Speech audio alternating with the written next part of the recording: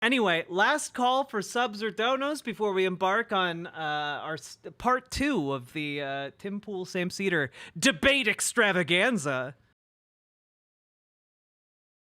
Sounds like a shark for fencing to take down the corrupt elitists. Yeah, that's kind of why I really liked the book Scaramouche. It's really great.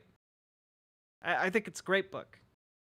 A little bit angsty about women, though, in maybe a way that's not great, but also it was written in like the late 1800s, so you know, take it as a flawed work of literature. I'm but a humble goblin farmer. Does that mean you farm the goblins, or that you are a goblin who is also a farmer?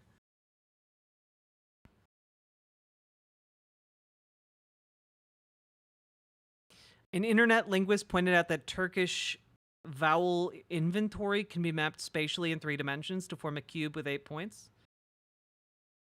Can't you do that with a lot of languages? Is that unique to Turkish? I don't know.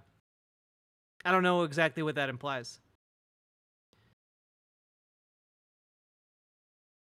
Anyway, hit the follow button, hit the subscribe button, hit the like button, do the button things, and also consider those subs and donos. Moving on. Let's go. Quasi-Spec, thank you for subscribing right before I moved on. Appreciate you. Thank you so much. And for 40 months! One of the OGs of the OGs. I've only been doing this for like 5 years. We got some old hands here.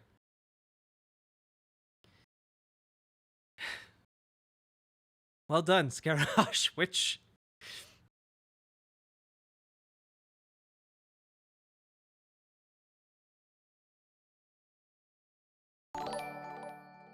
Penny and Tea? Dono Ghost says, oh. Oh, it's the Dono Ghost!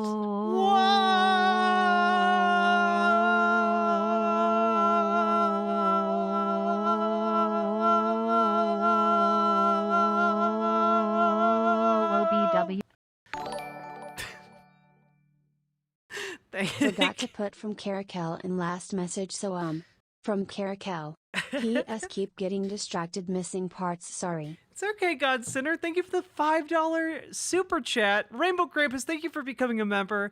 And also, Caracal, thank you so much for the $10 super chat earlier.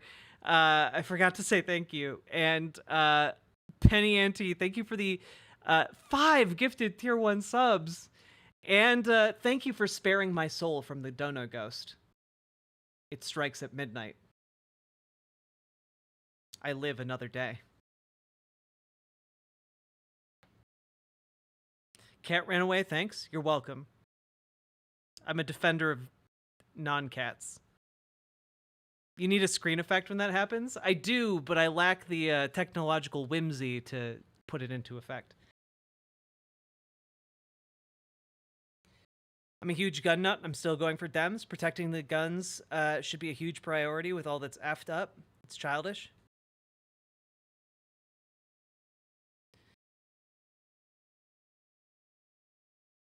Yeah, like, I have to be honest with you guys. It's weird. It feels weird for me to be caught up in like gun discussions because, like, generally speaking, I'm fairly pro-gun.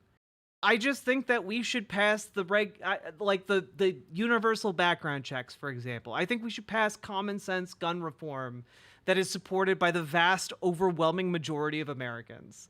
So it's always weird to me when we get in these discussions because, like, people like to frame me like I'm anti-gun, and, like, I'm not anti-gun.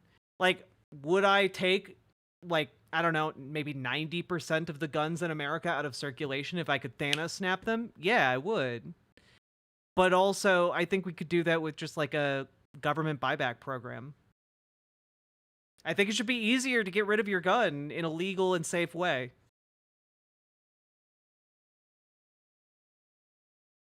Most members of the NRA are in favor of gun reforms. True.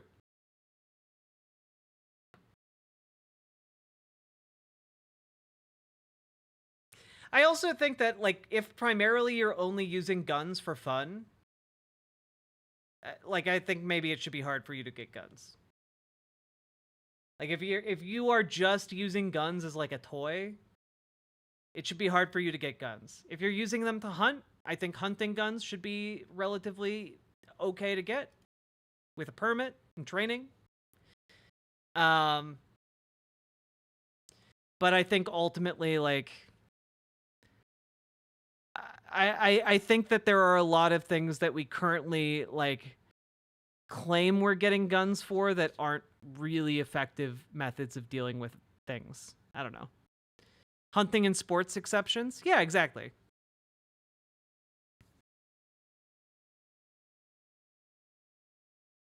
When I moved somewhere with stricter gun control, it was actually surprisingly hard to get rid of my guns. Yeah, which is why I think there should be like a universal like buyback program. Like also like a no questions asked buyback program. Like I think like if someone gets their hands on an illegal gun, you should be able to sell it back to the government. I do think that would be good, actually.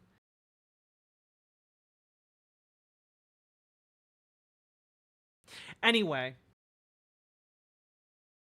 self-defense weapons. I do think that like you can maybe what the US government needs to do is like classify like certain groups of self-defense weapons. You know, we have like certain groups of like knives that are acceptable. Like I think we could definitely have certain types of guns that are acceptable for the purpose of self-defense. I don't know. Sometimes I feel like we regulate knives more than we regulate guns, and that's kind of ridiculous. Anyway, we're jumping back in, and this is just my reminder. This is not a disease. This is just a bruise on my arm, and I don't know where I got it from. So that's this thing's deal.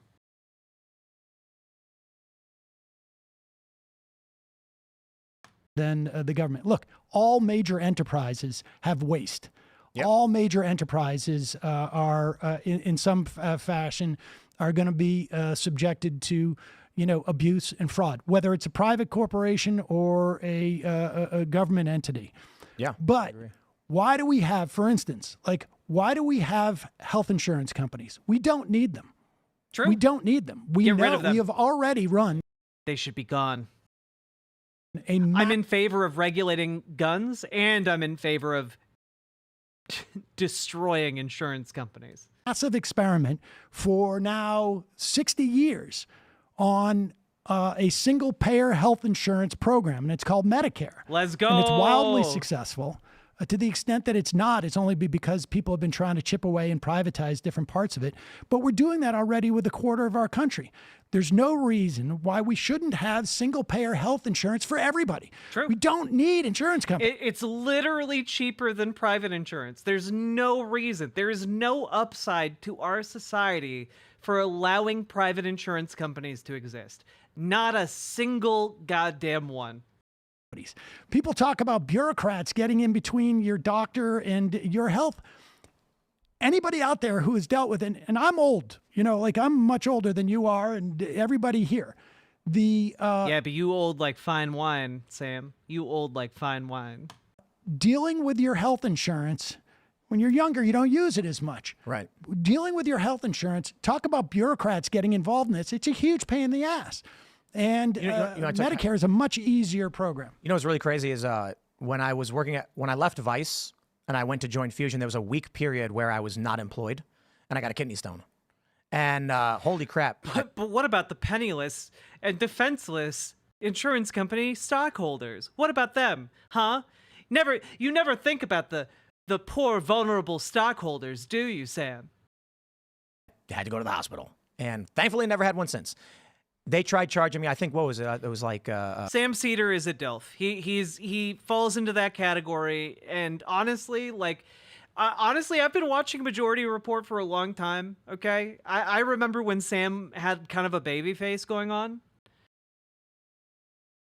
He looks real good now, okay? Like, I'm a bisexual, I can admit it. He looks real good. He's a very attractive man.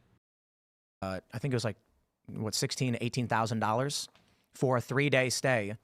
And I was just like, what? Yep. I laid in a bed, dude. But here's the best part. I said, hey, I just switched employment, so I don't Free HRT meds for all. Bring on the Biden feminization camps. have insurance. And they went, oh, no worries. And then they sent me a bill for like $39. Yeah. And I'm like, wait, hold on. Where did that money go? Why were you trying to charge me that money? Wait, why does the Majority Report piss you off with their election analysis? I feel like their election analysis is usually pretty good. I do think that maybe you have an overly rosy view of the election, Brianna Huffman, just from like what you've posted in my chat. But like, I think cautious optimism is probably like the temperature to go with for this election.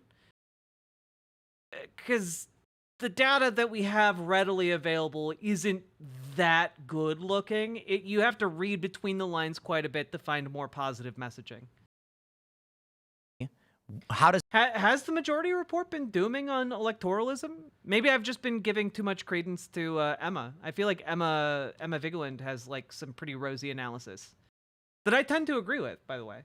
that make sense at all? It literally doesn't.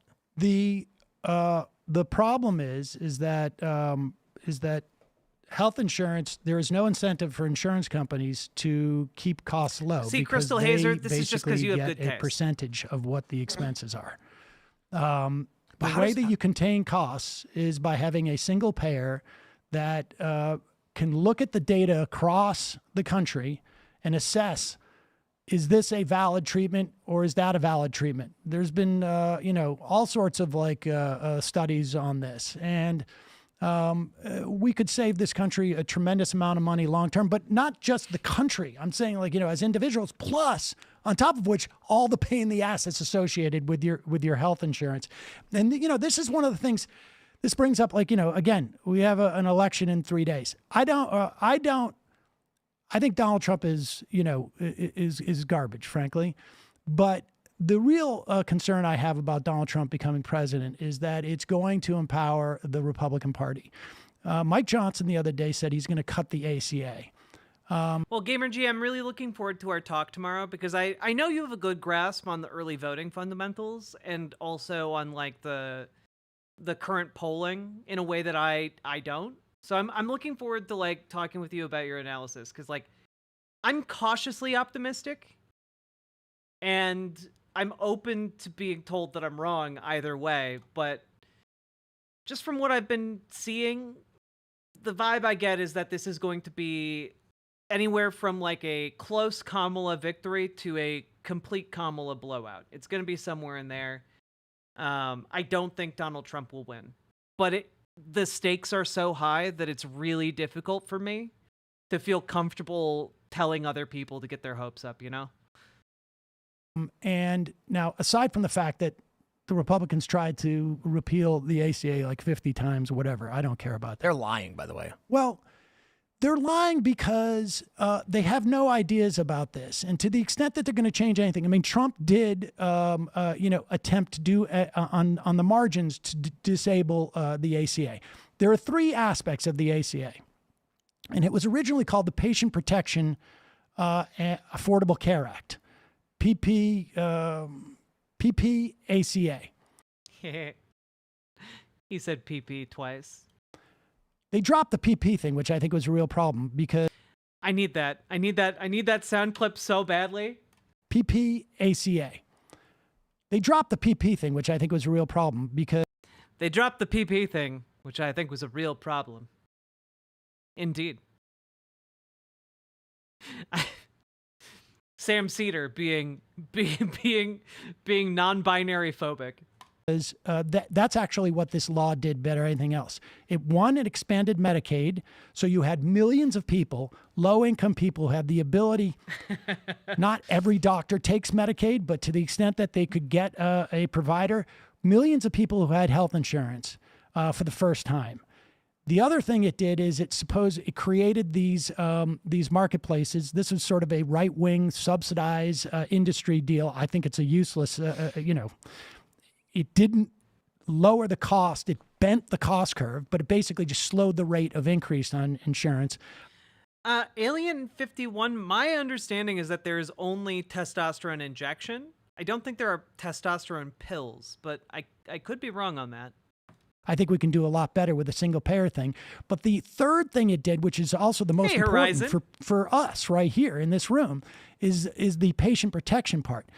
Prior to this, you could be denied care because you had some type of pre-existing condition, pregnancy, diabetes. Diabetes. I mean, really, just a list of things. Like, I feel like at this point, Tim has kind of rolled over and is showing Sam his belly. You know, like Sam's just dominating this conversation in a way that like makes Tim look like a child. You could be denied care, or you could be charged an exorbitant amount. The other thing that could happen is that, like you say, all of a sudden you have kidney stones. 80% of the cost of health insurance in this country is borne by 20% of the people. And you don't know if you're going to be 1 out of 5, but if you are, it's going to end up costing you $18,000, or you're hit by a bus. The insurance companies used to say you have an annual limit. So, you got hit by a bus, you're in the hospital for 2 or 3 months. I'm sorry, buddy, but you just ran out of your health insurance. Or annually, lifetime. So you get cancer, your treatment costs this amount. Not only have you exhausted it for the year, you've done it. But when Mike Johnson says he's going to cut the ACA, what they're talking about, and when he said we're going to, not everybody needs this insurance. Young people maybe feel like they don't need this health insurance. When they do that, the only way for them to do that is to raise prices on everybody else. Yep. And so the whole point of insurance is that I may not need it in my 20s in the way that I would need it with my... Hey, Gay Ghost Prince. Welcome, welcome, welcome. Also, Puckett Bro, thank you very much for the raid. Welcome, Raiders. Hope you're having a good evening. 50s. But I'm going to be 50. Gay Ghost Prince. And so it smooths it out. Thanks for the follow, Puckett Bro. And that's the whole point. That's why I really am, again, with my hesitation about Harris, because of, particularly in terms of Gaza, which we can talk about in a moment if you want, but... oh God, Tim is gonna have the most cancerous Gaza take, isn't he? I don't think I've heard Tim Pool talk about Gaza, but I feel a tremor in the force. Putting the Republicans in power, they have gotten progressively worse on all of these issues over the past 20 years. There are two things I think that play a role with the ACA, especially. We had a Republican on IRL, and he just said. They came to me and told me not to vote in favor of it. They said specifically it's a wedge issue we want to campaign on, so let's keep it around. This is what I see with the bulk of politicians. They're just pretending to support things, and then they dangle. I mean, they said Obama said he wanted to codify Roe, and then he didn't, and it's been a talking point for a long time. I mean, the thing that Obama expended all of his political capital on was the ACA, and I think they did want to codify Roe, but I don't think, frankly, I can tell you that in talking to, people in that world. Are you a Jedi?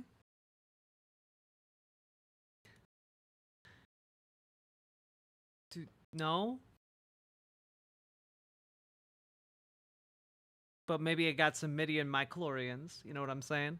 They never thought the Supreme Court would overturn it. I definitely want to get into that, but I want to add one more thing, too, is what the Republicans and Democrats have both privately been saying is, and this is funny because I think one of the arguments against these major healthcare, I shouldn't say healthcare, but like insurance companies is the bloat and bureaucracy that is created in the system, which seems to solve nothing, but actually cost us money. And then you hear these politicians have actually said, a large portion of our economy is these health insurance systems. And so if we were to do away with it, you're going to lose all of these bureaucratic middle managers. And I'm like, they're concerned about getting reelected if there is a perceived economic downturn from loss of jobs.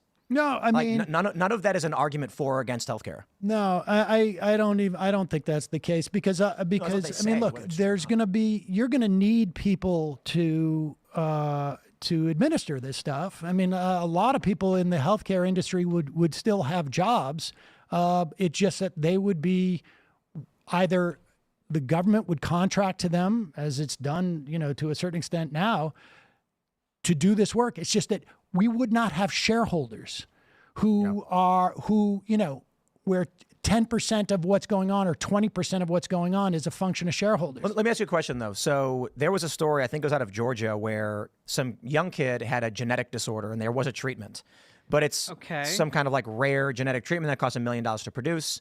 And the family had sued the state, saying that the state should pay for this because it's part of a plan that they had with government benefits and something like that. And the state argued, we can't pay $1 million every time we have to do this treatment. And it can, though. So the challenge then becomes... If it's a really rare condition, the state absolutely can. Treatments for diseases go so far as... Also, what's going... Just real quick. We're going to cut away real quick here. What is going on with Donald Trump tonight? What is this?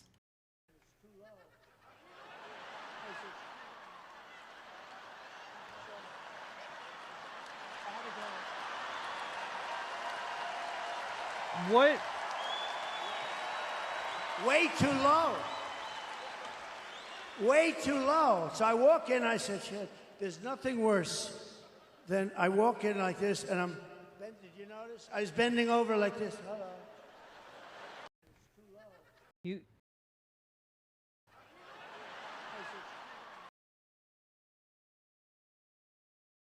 It's not a good bit, though. You're just ill prepared and bad at this. I just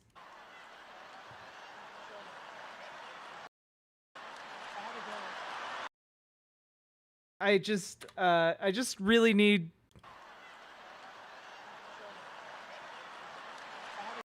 bisexual king. True. All right. Technology can allow. I'm sure there's dude's literally blowing it in the weirdest possible way. Programs and ways we can develop technology, but what do we do if we do, say, like single-payer healthcare and there's 10 people who have a rare genetic disorder that's killing them, but one treatment available? How do we assess? Is there like a triage system? How do we distribute that? Oh, how's it distributed now? Rich people. Well, okay. I mean, look. I mean, there's some. I'm not saying that sickness is going to go. Yeah, Velvet. It is so weird. It's so fucking weird. Like, it's not entertaining. I'm just kind of weirded out by the fact that he's taking time out of his speech to, I don't know, do like a weird stand-up routine from a failed comic. Like, that's what it feels like I'm looking at. Away with a single payer healthcare program, but the bottom line is that fundamentally more people will have better coverage and ultimately more money in their pockets, despite the fact that we'll have to tax more for it.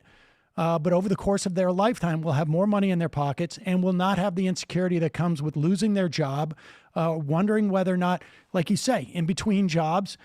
They will not have the headaches of like, oh, my insurance company has dropped me this year, or I've got new programs, or I have new things that, I mean, that's... Yeah, honestly, the solution to all of this is just universal healthcare. It's just Medicare for all. You will find after your kid is born that half of your time is spent on like all of this like bureaucracy in the private healthcare industry. What if instead of taxing more, we just reallocated existing taxes? What if instead of that, we also taxed more and invested into the IRS so that we could get fully the amount of money we currently tax from the wealthy? Because as we know, the wealthiest Americans skip out on paying like $175 billion in taxes every year. Let's just collect what they owe the U.S. government. Theoretically lowering it in some areas. We what? Reallocate existing taxes. Because people pay a lot already, right? We Do they, though? I don't think so. I mean, if you look at taxation relative to like the 1950s, you know what what the top marginal tax rate was? 98%. In 1950. All they did was pull loopholes and other BS to avoid No, it. actually, that's not true. It is. No, it isn't. If you can actually. I can tell you right now, in your comments, some of your libertarians. Let me explain something real quick. If the government came and told me they were taxing me at 100%, I wouldn't pay any of those taxes. It's never going to happen. If Tim, I think you might run into a problem there. If the government is taxing you 100%, you will not work. You will not pay for those taxes, and you will not get it. I will not work. I will make money. And so the issue is You will commit crime. no.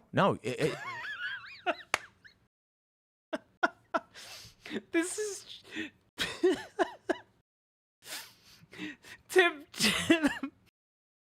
Tim's just saying if I get taxed more, I'm gonna do tax crimes.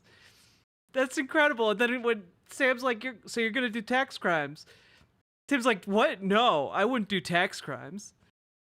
God damn, dude. It's Donald Trump brought this up in 2016 when he was like, we utilize the system as it exists to avoid paying through the mechanisms. For example, in the 1950s and 60s. I get it. No. There's $1 million deduction for equipment, for instance. So value earned can be retained outside of the U.S. dollar without paying taxes on it. Great. This is what a lot of people do. So they can tax as high as they want, but wealthy people will always get around it, and poor people can't.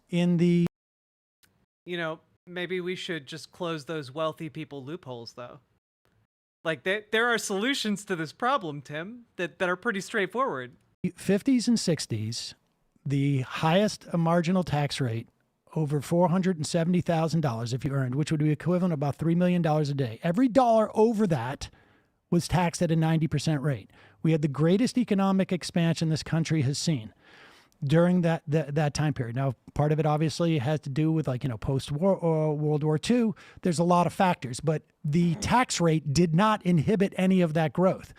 The effective tax rate. No, I agree. The effective tax rate. The effective. Inflate's the wrong word. The effective tax rate, it was 50%. So that includes all of the deductions, all of the hijinks that's associated with that, the loopholes and whatnot. 50%.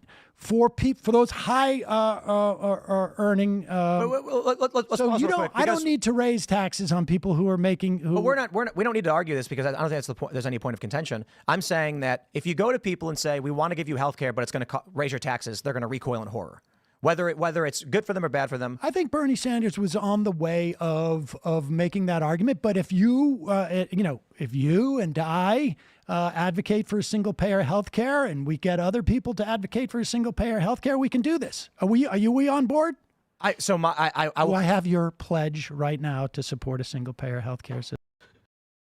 The little goddamn smile he gives as he says this to Tim is so precious. Can we bottle that and sell it under corporate American capitalism?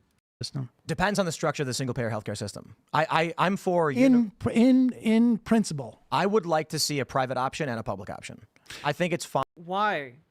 What benefit does having the private option possibly give you? Fine if we have what I call universal basic healthcare, where I don't think you need to outlaw private healthcare, but would you agree that we need to make sure that if you're licensed to practice medicine is a function of having, let's say, 90% of your clients accept 90% of your payments from Medicare? I don't know if I'm smart enough to answer that question. Then just trust me.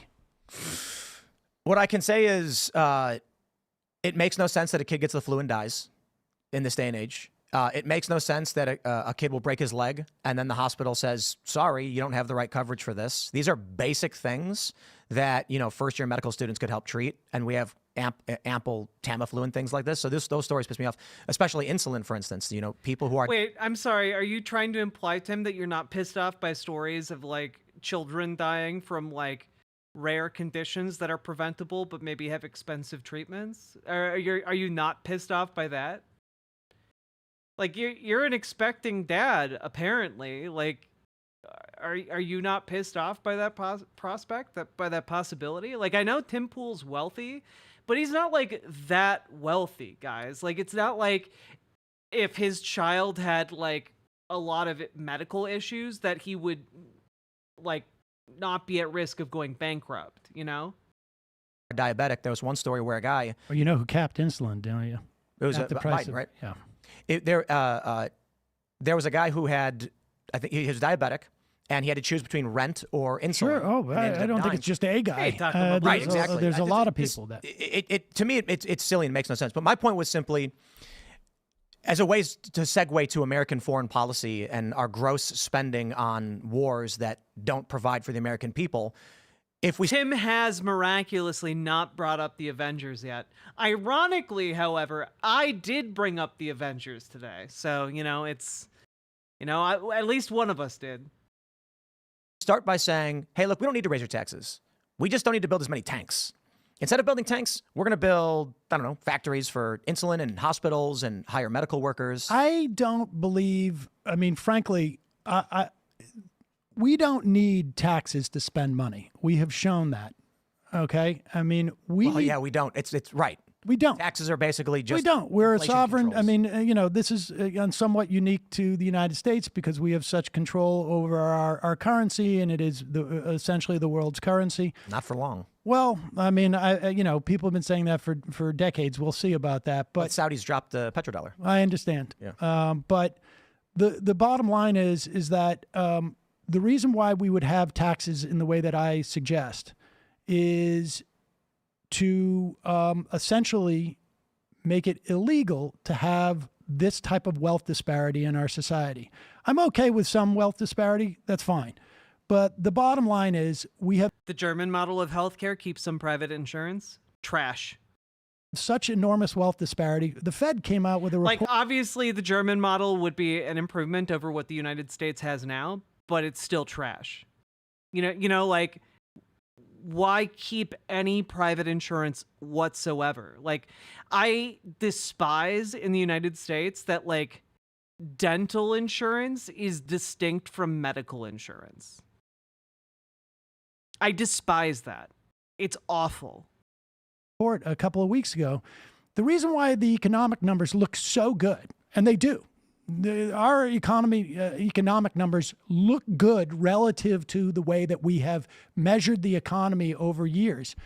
But the reason why they look so good is because of the tremendous wealth disparity we have in this country, where very rich people are driving consumer spending. And so taxation for me is a mechanism in which to inhibit wealth disparity. So there, 50-50, yes, I agree. And then there's other contextual components to it. When the tax rate goes up, for instance, like I mentioned, there's $1 million per year tax deduction for equipment for a company. Well, all that means is if there's a guy who runs a business and he makes $1 million profit, and you're telling him once the year rolls over, he's got to give 40% or whatever that number is to the government, he's going to go buy $1 million worth of motorcycles for the business. And then there's depreciation, but then he just says, if it applies to the business. Now, what that does do is if people who make the motorcycles are getting jobs. Yeah, exactly. Yeah. It keeps the money circulating through the economy, Tim. You've inadvertently out loud disagreed and moved into the correct position here. Through no fault of your own, you've stumbled upon the truth of why that would be good, actually. If you're spending that money and it continues to circulate through the economy, that's good for everybody. Actually. I have no problem with taxation also causing wealthy people to stop hoarding money. They're hoarding that's money. That's my point. It caused a lot of people think if you tax these businesses, they're not going to hire. And I'm like, no. The economy is only as healthy as how, in relation to how much money circulates through it. When you need to buy equipment in order to hit your cap, that keeps the money circulating in the economy. That's good, actually. That's the entire premise for the write-offs. It's the other way around. If you tell a company that they're going to lose $1 million at the end of the year, they're going to spend it on something to retain the value of the money they earned. So rich people end up they're going to reinvest it in their business. Or create new businesses. I do not see a reality where that makes sense, where someone's like, You don't think it makes sense to create new businesses? No, I'm saying there's no reality where a rich person says, I'm going to keep $1 million in the bank and then give half to the government. They're going to say, I'm going to buy $1 million worth of stuff so I can retain the value that I've earned. The tax doesn't matter. He's going to reinvest it in some way that allows. Yeah, that's good, man. if that reinvestment is buying other physical materials and goods from other companies and other like businesses, that's good. That is that is it literally encouraging a business to do more business. Like, I'm not even a capitalist here, but like I understand that. Allows him to retain the value without giving it to the government, which is what I mean, the I government don't wants to happen. mind taxation that gets rich people to reinvest in, capital. Because like and Sam isn't making this point, so I'll make the point. Like, part of the reason rich people tend to be pretty bad for economies is because they hoard wealth like dragons. They just sit on a gigantic pile of money. And if you can instead get them to circulate that wealth throughout the economy, that's good. Expenditures.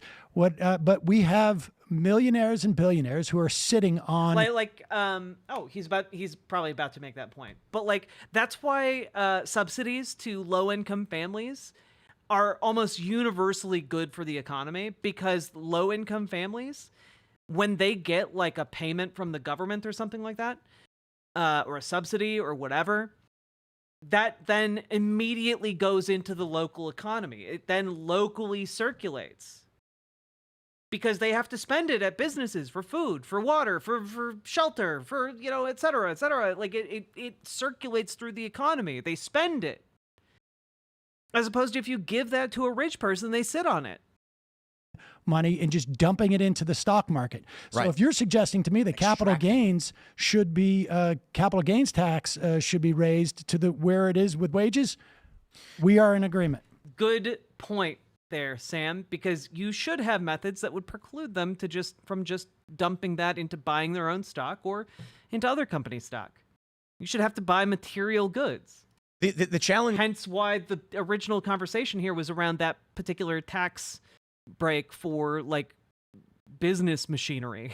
with the stock market is 401ks. It's all bundled together. So you've got wealthy investors who are just creating these massive portfolios where they're extracting value from systems that provide nothing, and then you have retirees. So this is where it's coupled, I guess. That's a challenge. I mean, there's been an attempt by Wall Street to get more people in that boat, but we still have like 80% of the stocks are owned by like, I don't know, 10, 20% of the people. I mean, it's it's completely parasites. unbalanced. Yeah, I agree with that. People But who join me in calling for a much higher marginal tax rate at the high end and capital gains and wage taxes being the same. And we could talk about Social Security and I know you want to get to foreign policy. So I've been a fan of. So I think one of the challenges. What's the top tax rates? $250 above, $250,000 and more. I think they changed it a couple years ago or something. They might have increased it. But you had a long time ago, $250,000 was a lot of money. Okay, just another update. Donald Trump is like on something tonight. He's not doing okay. I blow out my right arm, and I'm blowing out my damn throat too, because these stupid people. I'll make you a deal. Pretend you're listening to it perfectly, and I'll come back and do another one, okay? With a decent. It's so stupid. And the only thing I ask for, I don't care about lighting. I don't care about teleprompters because I never read the damn things anyway. By the way, I'm gonna blow out my right. He's furious because of the mic stand.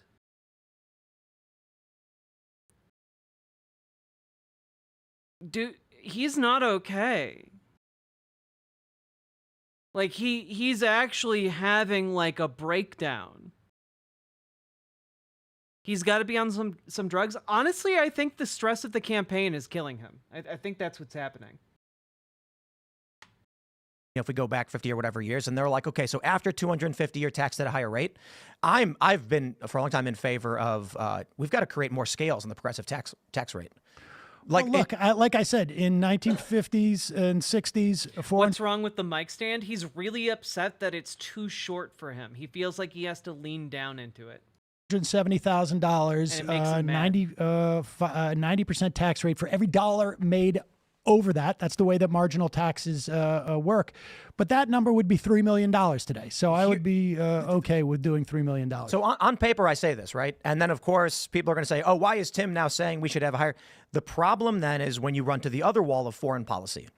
What is the utilization of taxes for? The first thing you got to understand is the way the U.S. government uses money. People think that you get taxed and the government spends the money. It's not how it works. The government will issue debts or whatever, or agree to make payments, tax you, and then later cover those. Or there's fractional reserve monetary creation, where they literally just create the debt upon the money upon the issuance of debt.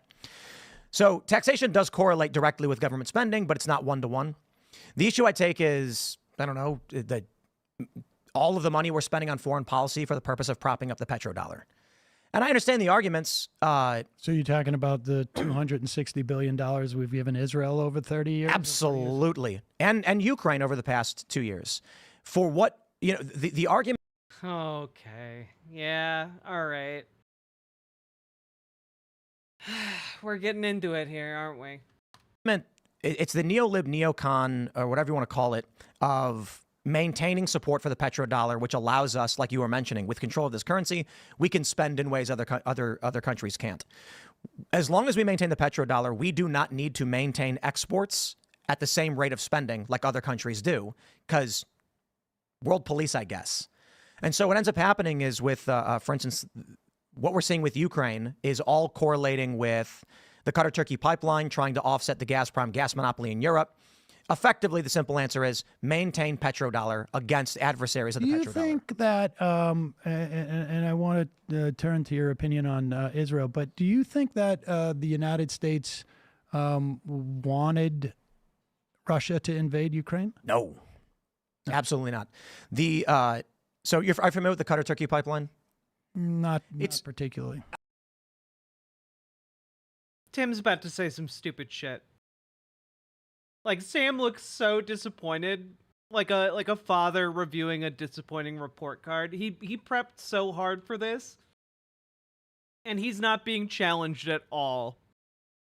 I harp on it quite a bit. It is it's a limited component of the ongoing conflict from the Middle East into Europe. But in 2009, I think it was, the United States was trying to build a pipeline from Qatar through Syria, Turkey into. Oh. For those of you who don't know, the petrodollar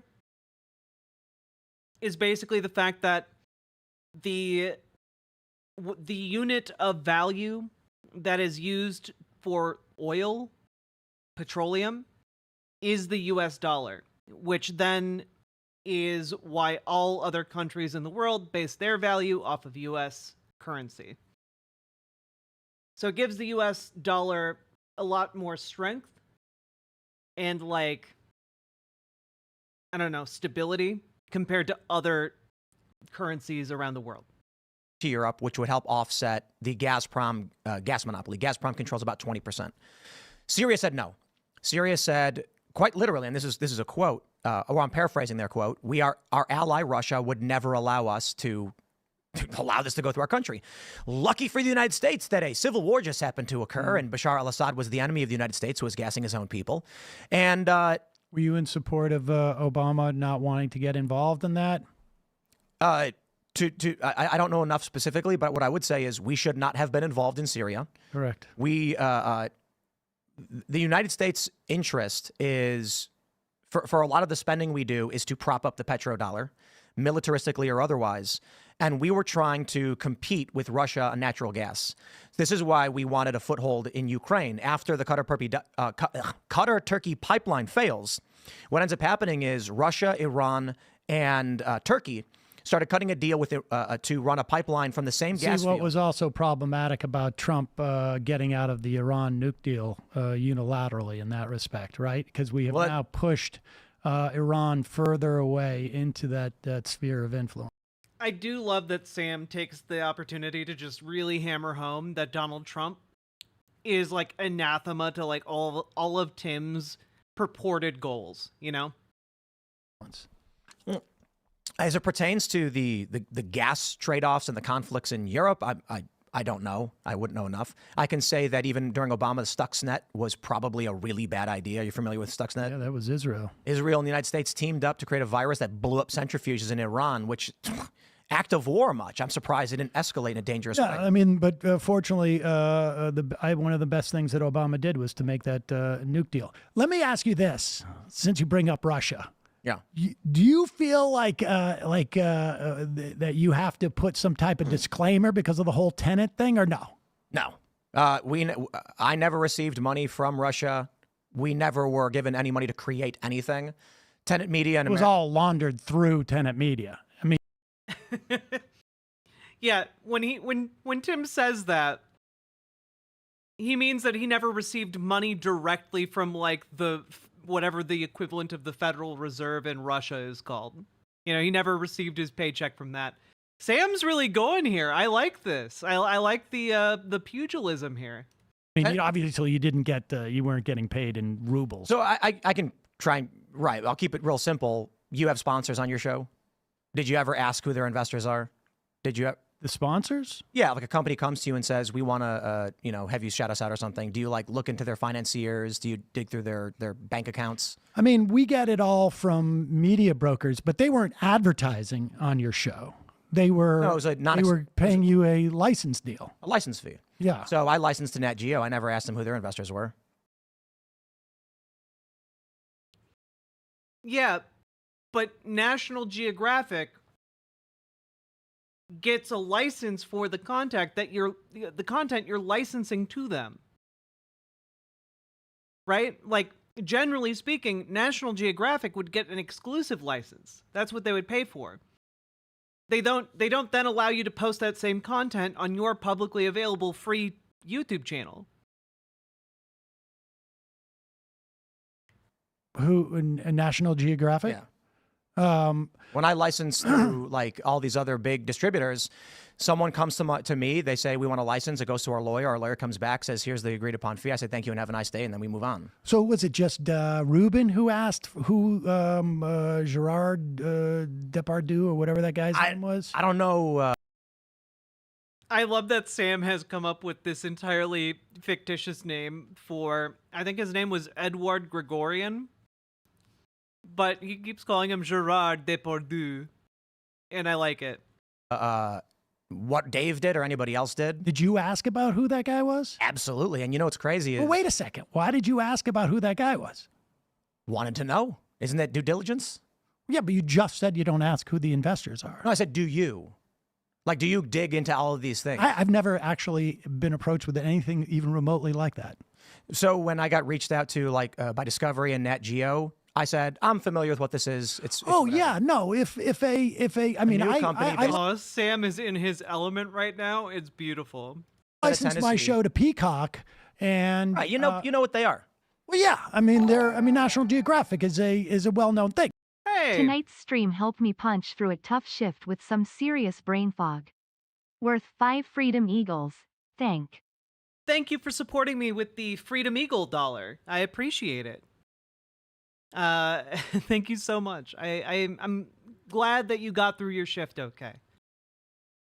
But if somebody comes in and says, like, we're going to give you that kind of money for your programming, I'd be like, How much money do you make on who Majority the Report? fuck is that? How much money do you make on Majority Report? How much do I make from on our revenue from the whole show? All of it, 100%. I mean, it's six Six figures a figures revenue. Yeah. month? Per month? Say like Tim is trying to get Sam off balance here, but I don't think it's gonna work. Grigor Nyet Russian here. One should do proper research on their benefactors. That is why I am much transparent about my love of home and land where stars are bright, deep in Texas heart. Grigor Nyet Russian, thank you so much for the $15 dono. I really appreciate it, and it sounds like a beautiful night over in deep Texas. I've never heard of Hart, Texas, but I bet it's beautiful. Yeah. So What why a were you? patriot! Yeah, Grigor Nyet Russian is a wonderful American comrade who believes in fundamental American principles like the fundamental value of the Russian ruble. Interesting treatise on that, as well as a profound love of Shimp and Yeehaw, which, as far as I understand it, very, very Texan specialties. Yeah. So you're over 100K per month on Real Majority Report? red-blooded American. I Yeah. think, well, I mean, some months. I mean, certainly the past couple of months have been really good. Some months are a little bit less. I think you do a majority. I don't know about your other channels, but you do about 20 million per month in views. Other channels? Like, I don't know if you have other shows. I'm saying no. Majority Report does about 20 million. That's it. And with 20 million views per month, you do over 6 figures.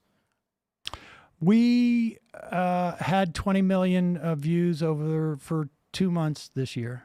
If you do 20 million views per month, I think is your YouTube metric. Well, I mean, it's a little bit less now, but okay. Oh, yeah. If a company came to you and wanted to license the show, which would... I can tell you Peacock licensed a Majority Report. We were on Peacock for a year. It was... Salmon Moose! Tim needs to learn that the easiest way to launder money is through the Shimp mines. It's true. The Shimp mines are very good at cleaning all kinds of things, from money to rusted iron. All kinds of things can be cleaned in the Shimp mines. How can we all have died at the same time?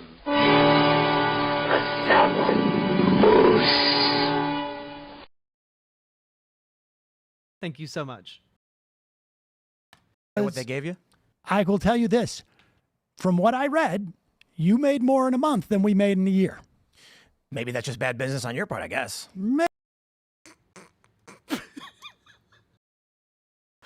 Holy shit, dog!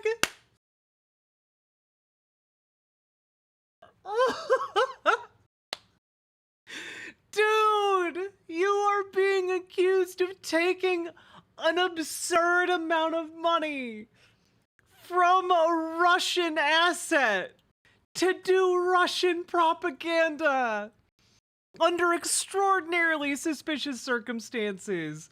And your response when Sam points out how very clearly odd it was you were getting paid that much money, your response is, well, I guess I'm just a better businessman than you. And like, I don't know, Tim. I think if you were a better businessman than Sam, you probably wouldn't have gotten involved in a Russian disinformation campaign that was breaking all kinds of laws. That sounds, usually good businessmen don't run afoul of international sanctions. Just throwing that out there. Maybe. So, or maybe it turns out that they were just a company who had metrics as opposed to like were trying to get propaganda. no, I think... See, I have a theory so I can this. tell you how much money we make at this company, right? I would imagine it's millions. Million per month, maybe. Okay. So when a company comes to me and says, we want to have you, who makes, as a company, $1 million a month, a show in which we will have a non-exclusive distribution, but takes the branding, then we're going to say, in 1 or 2 years, how much do we make on... Oh, yeah. If a company came to you and wanted to license the show, which would... I can tell you Peacock licensed a Majority Report. What?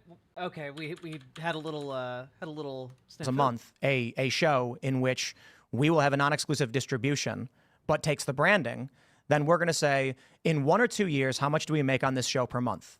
Well, it's in excess of 400,000. This was a new show. This was this show, right?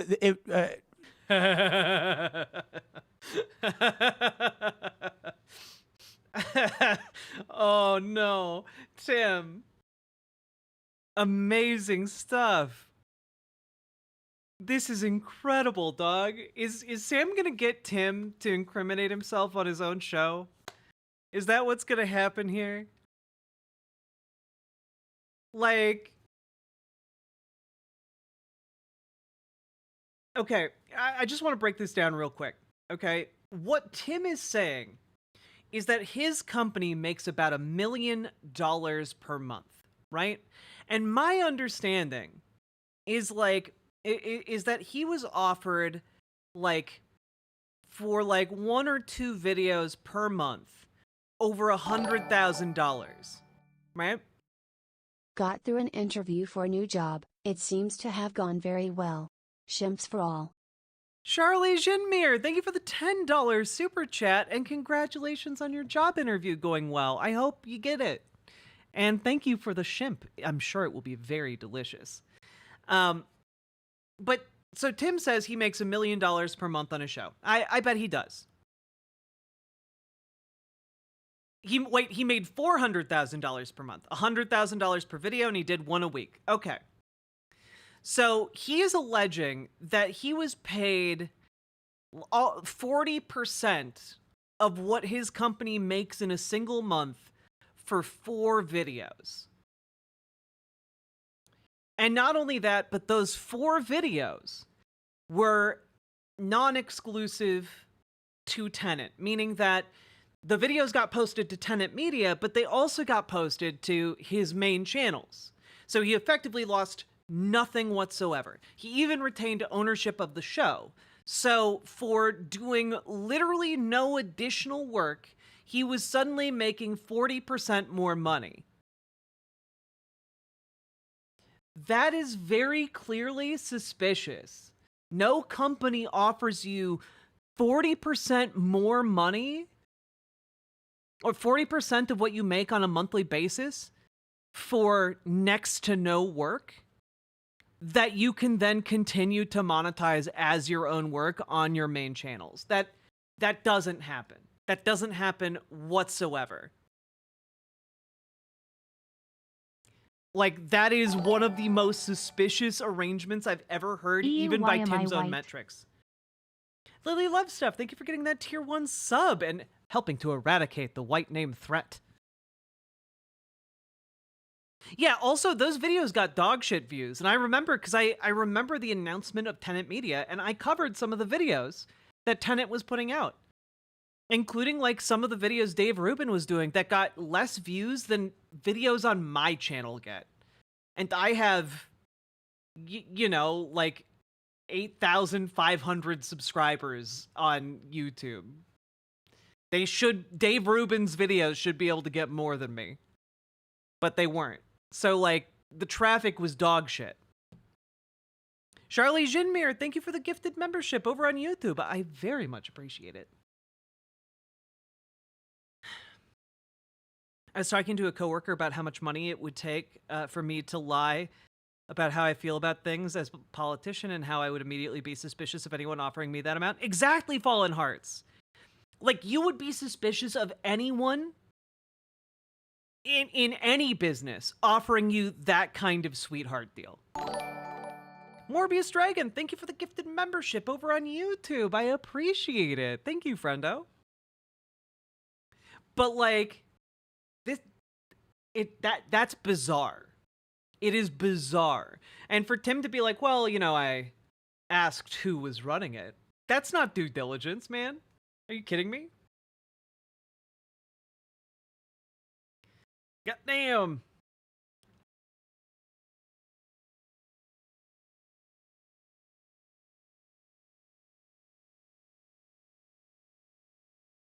Tim Pool thinks that somehow his show is just that good that a random man just gave him a sack full of dollar bills. Yeah, like he thinks his show is good enough that Mr. Monopoly just shows up in his studio and hands him a suspicious leather sack full of dollar bills. It like really is like that weird.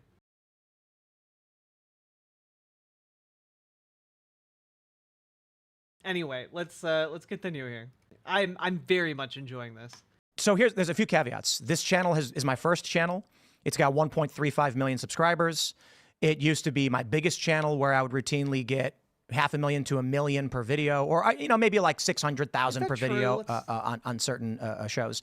And then we're talking about doing a show like this where you'll get, you have 1 million, 1,000,005 subscribers. I've got 1 million+ subscribers, or with the other channels, it's big names coming, doing these debates tends to attract a lot of sponsorship. So, have you had any other deals like this? Yes. Oh, you have had other deals like this. So, because I seem to remember you saying to Emma that you had not, that it was just all from members, or you didn't have any back sponsors. There's no backers, right? A license deal is not a sponsorship. Like, I mean, I have sponsors. Sales. I have. Well, it's different. No because one has come to this company. Well, let's clarify. Hello Tushy comes and says we want to sell bidets. Here's the I do difference. an ad, but I don't have a license. No one has come to my companies, plural, and said I will give you X in exchange for X in terms of the production of content or a stake. Huh. He has had that channel for 12 years. Okay. In the company, we have no investors. We have no backing. We have sales. Well, I would say that someone showing up and giving you 40% more money for next to no work and no other strings attached probably constitutes a backer of some kind. Have you had other license deals like that? I'm not talking about a sponsor. Tenet Media was not a sponsor. It was a non-exclusive distribution license. Yeah, it was a license deal. Yeah. No, I get that. So have you had other license deals like that? Yes. And so this is not. With who? Is it another? I mean, I'm just curious. Well, I got to wait because some of these deals are still in contract negotiation, so I can't. Oh, so you didn't have any prior to the Tenet, or you did? I have licensed content to big networks. We have explicitly and on a low scale. Prior to this, you had licensed it to other big networks. I'm confused as what I have licensed my content to other big networks prior to the Tenet deal. Yes. Oh, and we also what were those networks?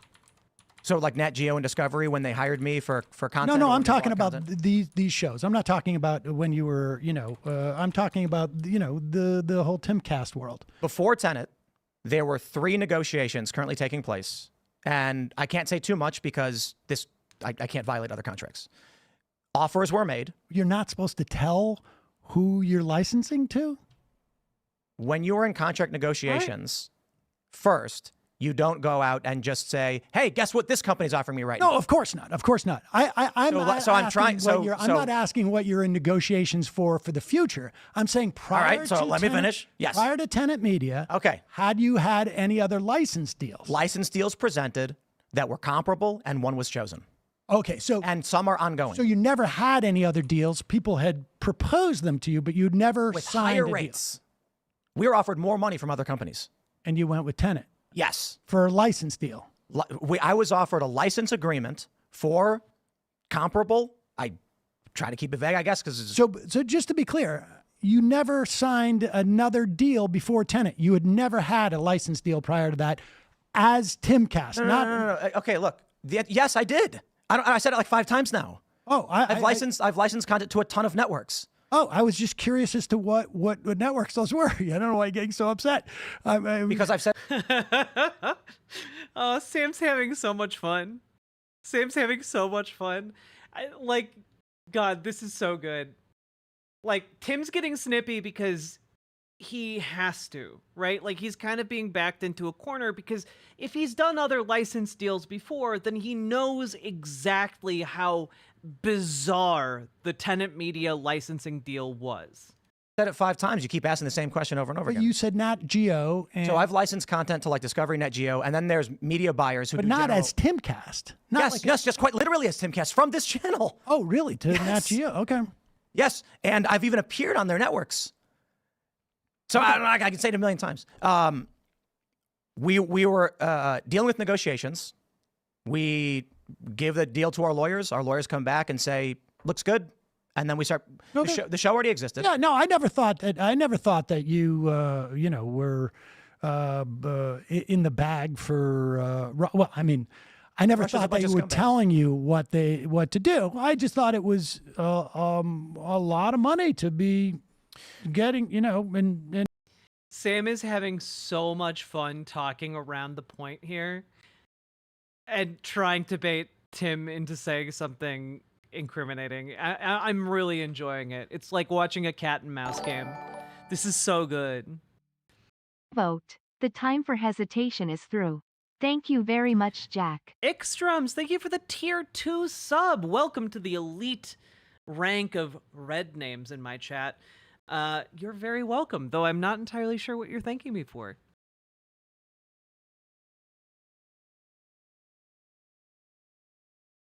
And not asking who, Gerard Depardieu was, or whatever the guy's name, Gregorian. So the issue, I think, is worthy of clarification. God. Thank you very much, Jack. I don't know why the alerts are coming through in staggered form. That's a bit weird, but, whatever. For being Jack, Well, thanks, guys. Omelette du fromage. For being so pretty. Thank you. Is like you yourself make 6 figures a month on your show. Well, that's our revenue of the show. I don't make that. Right, the revenue of this show and otherwise, like $1 million doesn't go in my pocket every month, but we have staff and we have employees, and so it's around. Yeah, so making an additional $400,000 would be really, really interesting, right? There. So when a company comes, and we had several, and they say, "This is huge," we had a $30 Are million you back in negotiations with those people? Yes, I would imagine. especially considering. Yeah, Foxbat, I totally understand. I wish one of the things I want for the White Forest sites is to get like a month counter. I think that would be great. It feels like you've had to, like, what was this whole thing? Were you shutting down the show? Or That's exactly what I was going to say, right? Like, I can't be the CEO, the principal talent, and a dad. It's already difficult to so do. maybe I'm not such a bad businessman.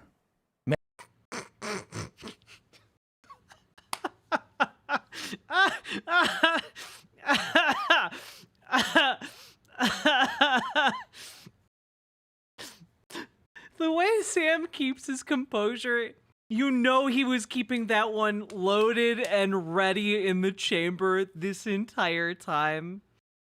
God, the way he fucks with Tim is so great. Oh no, Sam Seder. Wow, what a fucking nightmare. Amazing stuff going on in the Majority Report research laboratories.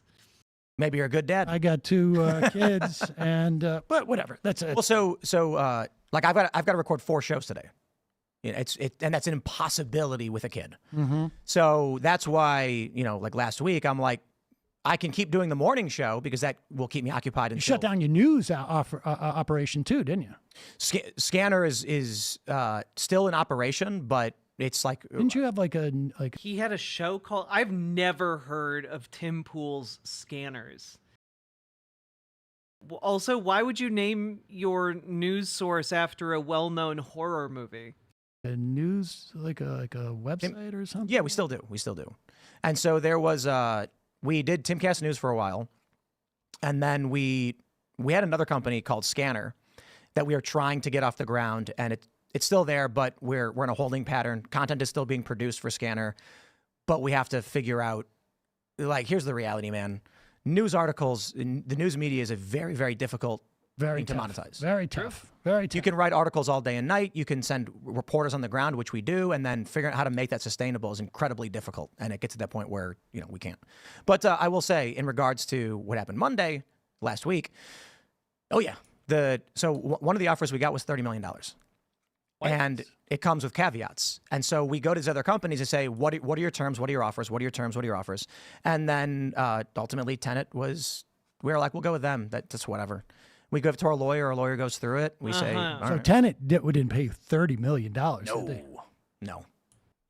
Sounds like they paid a hefty amount. I mean, if you're Dave Rubin, what do you think about that? Like, I mean, if you're Dave Rubin and somebody says, we're going to give you $100,000 a video, doesn't that like make you go like, what's up with this? No, because what's interesting in the indictment is you can see that independent of each other, several people made the same negotiations.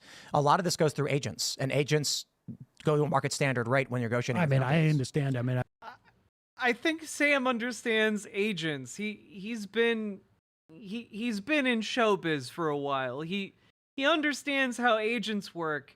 He also understands that if your agent suddenly comes to you with an offer for a job that is 100 times what you've usually been paid, and your requirement is to show videos of your feet.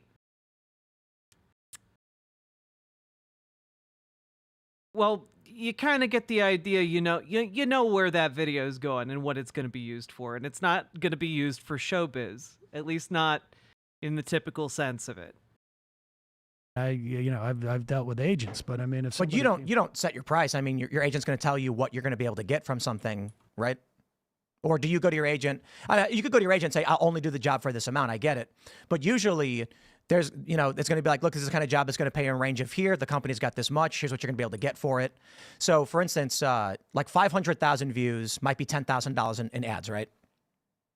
Okay. That's market standard. So if you're talking CPM and I call like an ad sales guy and they say, hey, this company wants to sponsor you, you get 500,000 on the show, they're going to give you $10,000. I can say, right, that's the market range.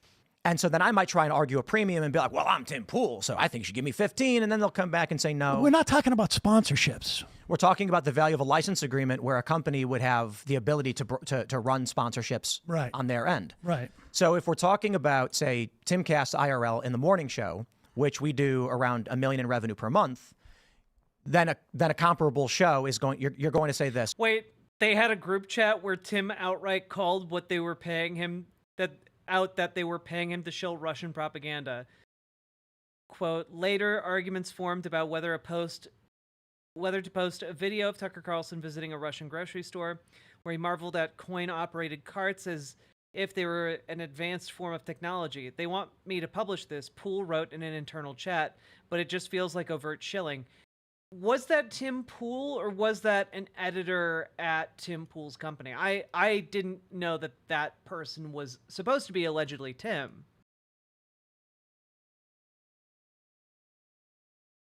When you're licensing a show, if we run the show by ourselves for a year or two, then here's how much we're going to generate. I swear to God, Sam is making him say things that might be evidence in a court of law. I mean, he is being pigeonholed on the public record for this, and honestly, I'm kind of glad we're recording it so that there's evidence for posterity.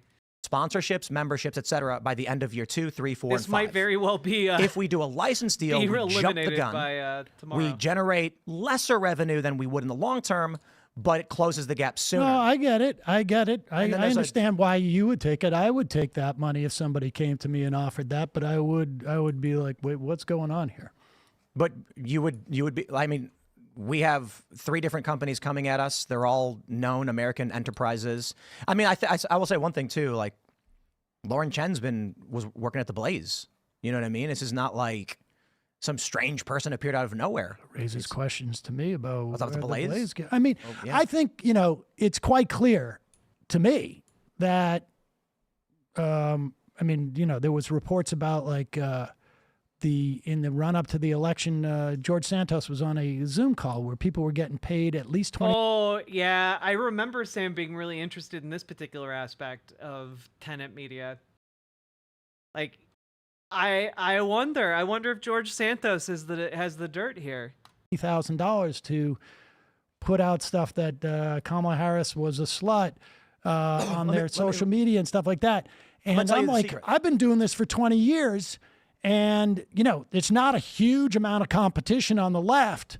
Nobody's ever offered me $5 to do anything like that. Let me let you in on the secret. This has been true for a long time.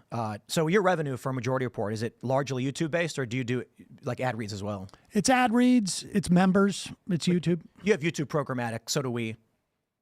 Like programmatic ads means like your YouTube channel will show you how much you made from YouTube's ads. Yes. So Russia can go on your YouTube channel. Oh boy. Through Google Ads and put $10,000 a month into your channel without you knowing.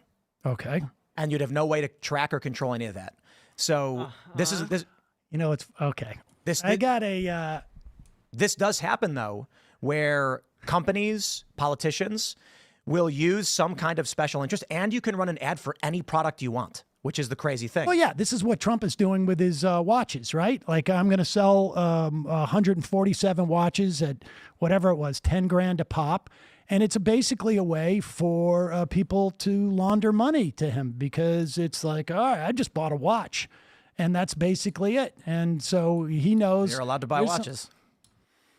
Maybe we should regulate politicians selling products during elections. I think that would be a great idea. And maybe while they're president as well. But I know I bought his shoes. What's that? I bought his shoes. We were skating in them. Let's talk about like abortion or something. I don't know. Or Israel. We can talk about Israel if you want. I mean, I'm of the mind of what we're doing is obscene, and I'm unhappy about it, and I feel like we have two options. One is horrible, and the other one's worse. I agree. In terms of these governments. I mean, do you think we should cut off funding, pull out, and just be done with it? Well, I think that we should condition aid to Israel. I mean, I think that we should, if we have leverage in any type of situation, we should exercise that leverage. In terms of Ukraine, we had a treaty with them when they gave up nukes in '93, saying that we would protect them in the event of was it a treaty? Russian aggression? Well, or an agreement. Right, and the legal distinction matters, I suppose, because. Well, I mean, it matters in terms of like how perhaps bilateral security agreement. I mean, that's you can a little bit of column A, a little bit of column B there. Refer to it as just a bilateral security agreement, and I think that there's. Oh no, it wasn't even that. The Budapest Memorandum. I mean, I think that this was operational. It's not obviously a treaty. Treaties can be broken. We saw that with Paris Accords, and well, it's easier obviously if it's a treaty. It needs to be we need to bring the Senate in, but I am I think that aid that we provide for Ukraine should have an exit strategy to it. I haven't seen one, but I also am not convinced that that's been a function of the election. Haven't we spent more on Ukraine in the past 2 years than we have on Israel in 50? I don't know. Comparable. Probably comparable, I think, at this point. That's crazy to me. I mean, it's probably comparable, but they're in an active war. Like, Ukraine is in an active war against a nuclear superpower that's trying to invade them. I think it's a bit different than arming Israel, a country that's doing an apartheid genocide. It's fair to point out too, like we're not just giving all the money overseas. We make weapons here, and then it has American 100% jobs. Yes, 100%. There's no doubt in my mind that we spend far too much money. So much of our economy is dependent. Eisenhower said, beware the military industrial complex, and his original wording was the congressional military industrial complex, and I subscribe to that. I do think from a moral standpoint, although I don't think this is controlling, but as a moral standpoint, obviously like one country is being invaded and to some extent occupied, and the other is occupying and completely asymmetrical type of situation, that we have in Israel is just absurd. I kind of feel like no matter what course we take, the dominoes have been knocked over. The BRICS nations are lining up for their current.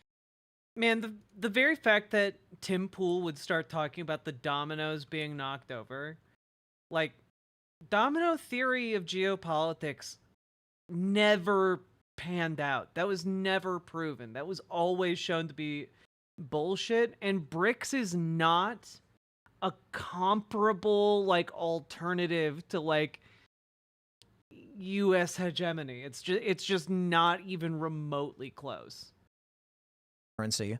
The petrodollar is on the verge of being dismantled. Saudi Arabia has already said not interested. I don't think Trump recovers that. And I think that means Americans better buckle up for a bumpy ride. I mean, to be fair, you've also said that we're headed towards a civil war in this country so many times, and I don't think that's happening. Well, that's not my opinion.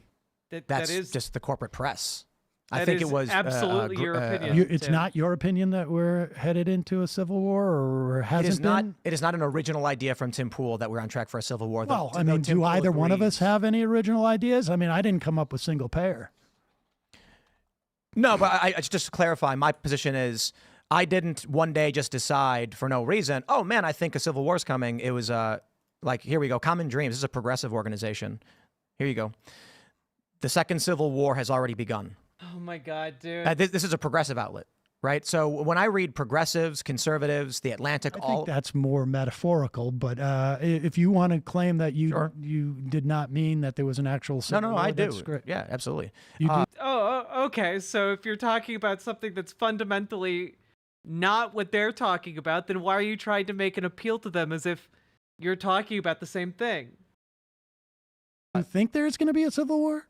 10 years, 20 years? I mean, what? Yes. Okay.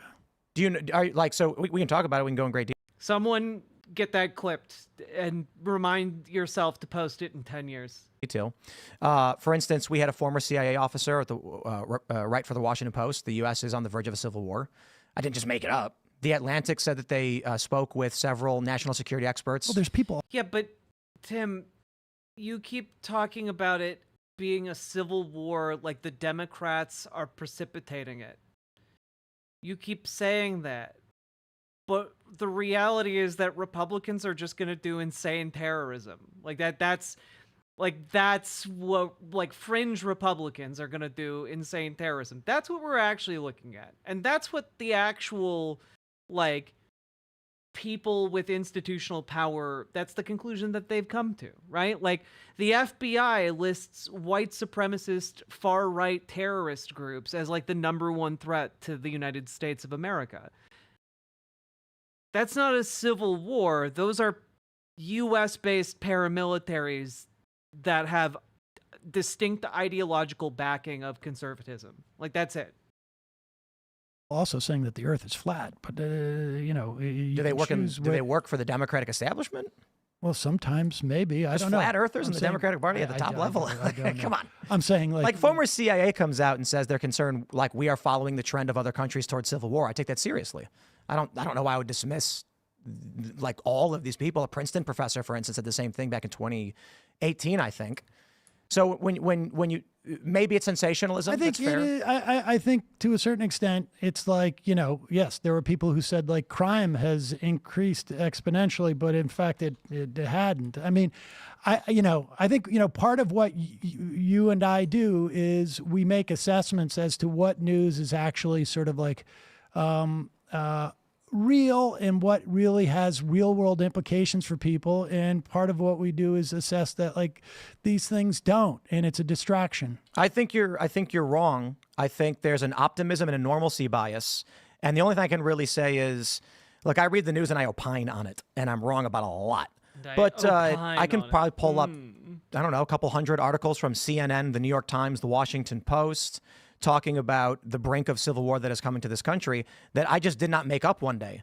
So if I read the New York Times, these are all right-wingers. The New York Times, Ross Douthat. Oh, sure, it's an opinion piece. Yeah, of course.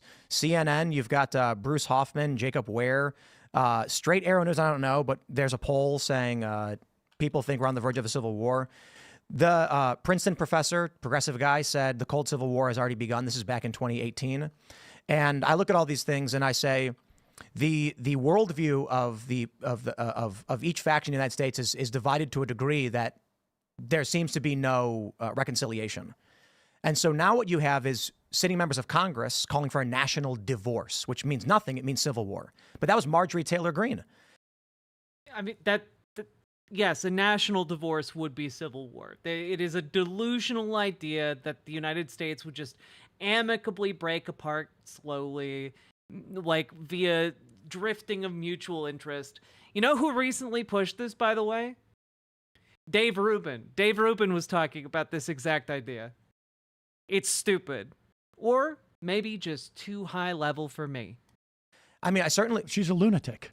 Well, call it whatever you want, but when a member of Congress is saying something like this, would you? Oh, I have no doubt. Listen, do you think if lunatics get elected, we could see a civil war? I have no doubt that we have a crop of right-wing Republican lawmakers who are completely nuts.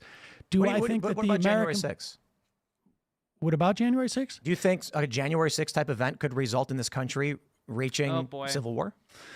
You mean had they been successful? And let's to kind of depoliticize it. Let's say January 6th, 2025, politician X wins. It could be whoever. I don't know. Let's say let's for the sake of your politics. Let's say Trump loses, and then Trump supporters storm the Capitol once again.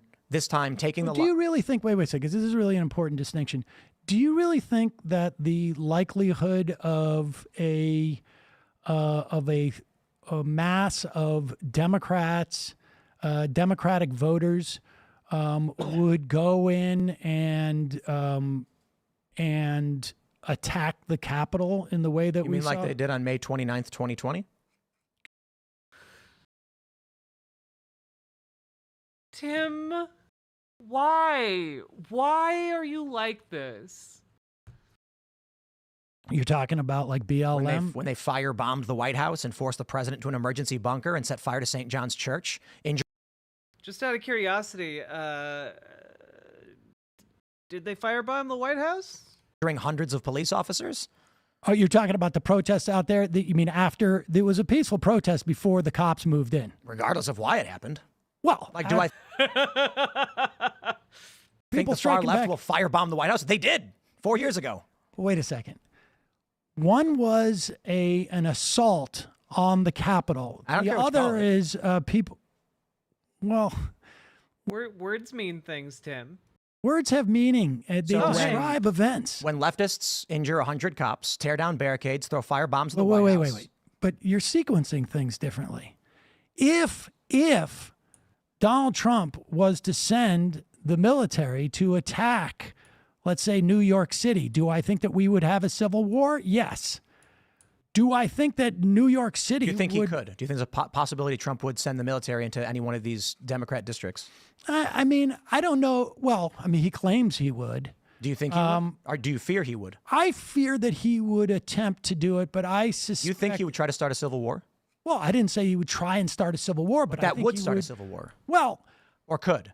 I think it could, but So I you don't think there's a the- possibility civil war is facing the sound in No, a year? no. I don't think the military would allow for that, frankly. National Guard, or it's like you think they would disobey Donald Trump? I think you'd get a series of resignations. Possible, I guess, that at one point, but Someone eventually is going to if say yes, your right? if your argument is that the rise of Donald Trump could bring about a civil war, I mean, I don't know that I would say the rise of Donald Trump. I think Trump's a symptom. I think that the reason Trump gets elected is because you have this rage bubbling up in this country in a variety of ways. So you had the Tea Party and you had Occupy Wall Street, which were rather light. But then you get the Bernie Sanders movement, you get the Trump populist movement. But Trump is a bull, and he storms through and he takes the power. Bernie didn't. But I mean, what's they're saying that it's because they're both populist movements? I mean, one's a right-wing authoritarian movement. Call it whatever you want. People rose up and had movements for whatever reason. And perhaps Call it whatever you want. There are many different movements, many such cases. perhaps you could say because Trump is a strong man, he ended up succeeding in his movement where Bernie's did not. Well, I mean, no, Bernie Sanders was Like Hillary Clinton's the authoritarian, and she stomped out Bernie. No, The worst part about this is that Green Party folks who go Jill Stein absolutely believe exactly what Tim Pool is saying. You know, Tim Pool's argument here is indistinguishable from like Green Party folks who like evangelize for Jill Stein. Hillary Clinton is not an authoritarian. I mean, I don't like her politics, but authoritarian it's a word. It means something. Yeah. And right-wing authoritarians. I mean, there's been, you could check out Bob Altemeyer's research, formerly from the University of Manitoba. Like there's clinical research that shows that we have like something like 25% of North America are right-wing authoritarians, and they were just looking for a leader. And the Republican Party has been stoking racial animus for decades now, and this is where Could that lead to civil war? I mean, So it certainly did, 200 years ago, but I think that the likelihood of civil war is low relative to the amount of times that you talk about it. Well, I think it would require you to see what I talked about. Like, should I not opine on The Atlantic saying, quote, there's people that are absolutely ready to take on a civil war? What will happen if Trump loses from 1 week ago? I mean, if I address that and I say something like, I think... Yeah, but like saying that you think there would be a civil war is stupid, Tim. Like, I'm sorry, it's just a stupid idea. Specifically, it's stupid because, frankly, you are underselling what a civil war in the United States would look like. Last time we had one, we're talking full mobilization of like the states. We're talking like we're talking like military preparations, National Guard being called in on both sides. We're talking like standoffs. We're talking like bombing, like military, like shelling of like southern or northern forts. Like that's what we're starting to talk about when we're talking about the prelude to a civil war. None of that has happened.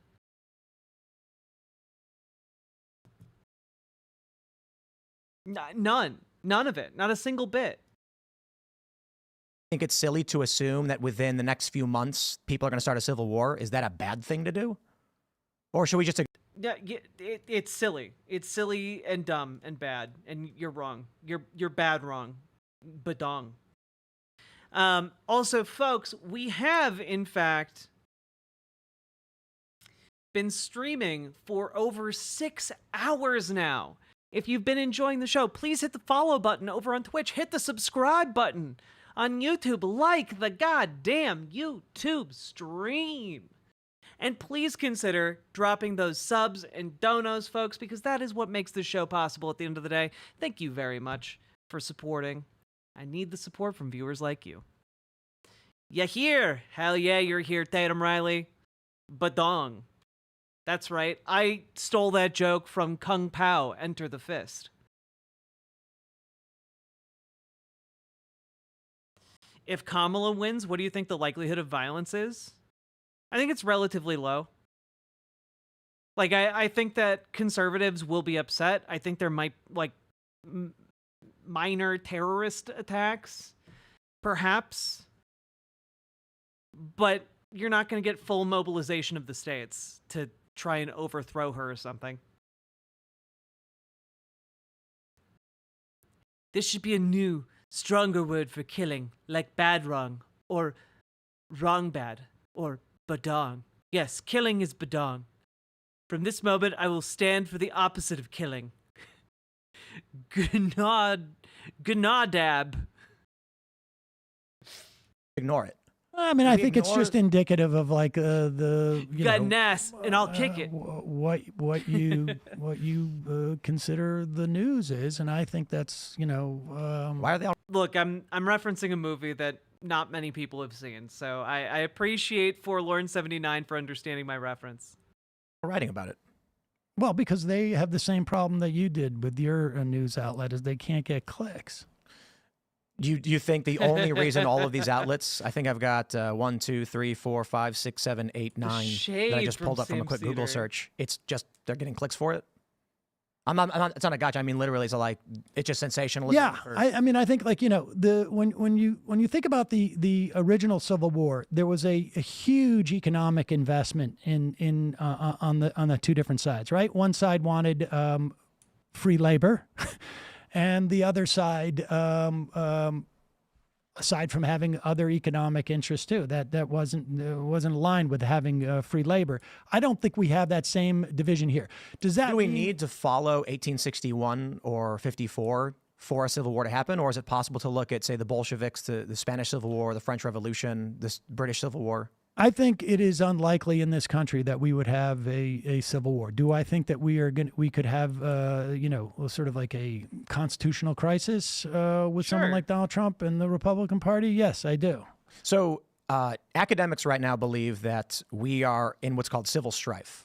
Civil strife does not guarantee civil war, but it is the precursor to. So the civil rights era was a period of civil strife that did not result in a civil war. Bleeding Kansas was civil strife that did result in the 80s, we had something like 100 bombings, maybe 75 bombings that would, various civil strife. It comes and goes, you know what I mean? Yeah. So you've got... comes and goes. Easy come, easy go. That's civil strife. Bada bing, bada boom. You know what I'm saying? Got Stephen Marsh, who wrote the book The Next Civil War. He's a liberal guy. He makes a lot of these. Also, Gay Ghost Prince, Irascended Kitten, thank you for the $5 dono. Also, Godcat, thank you for the $2 super chat. And Gay Ghost Prince,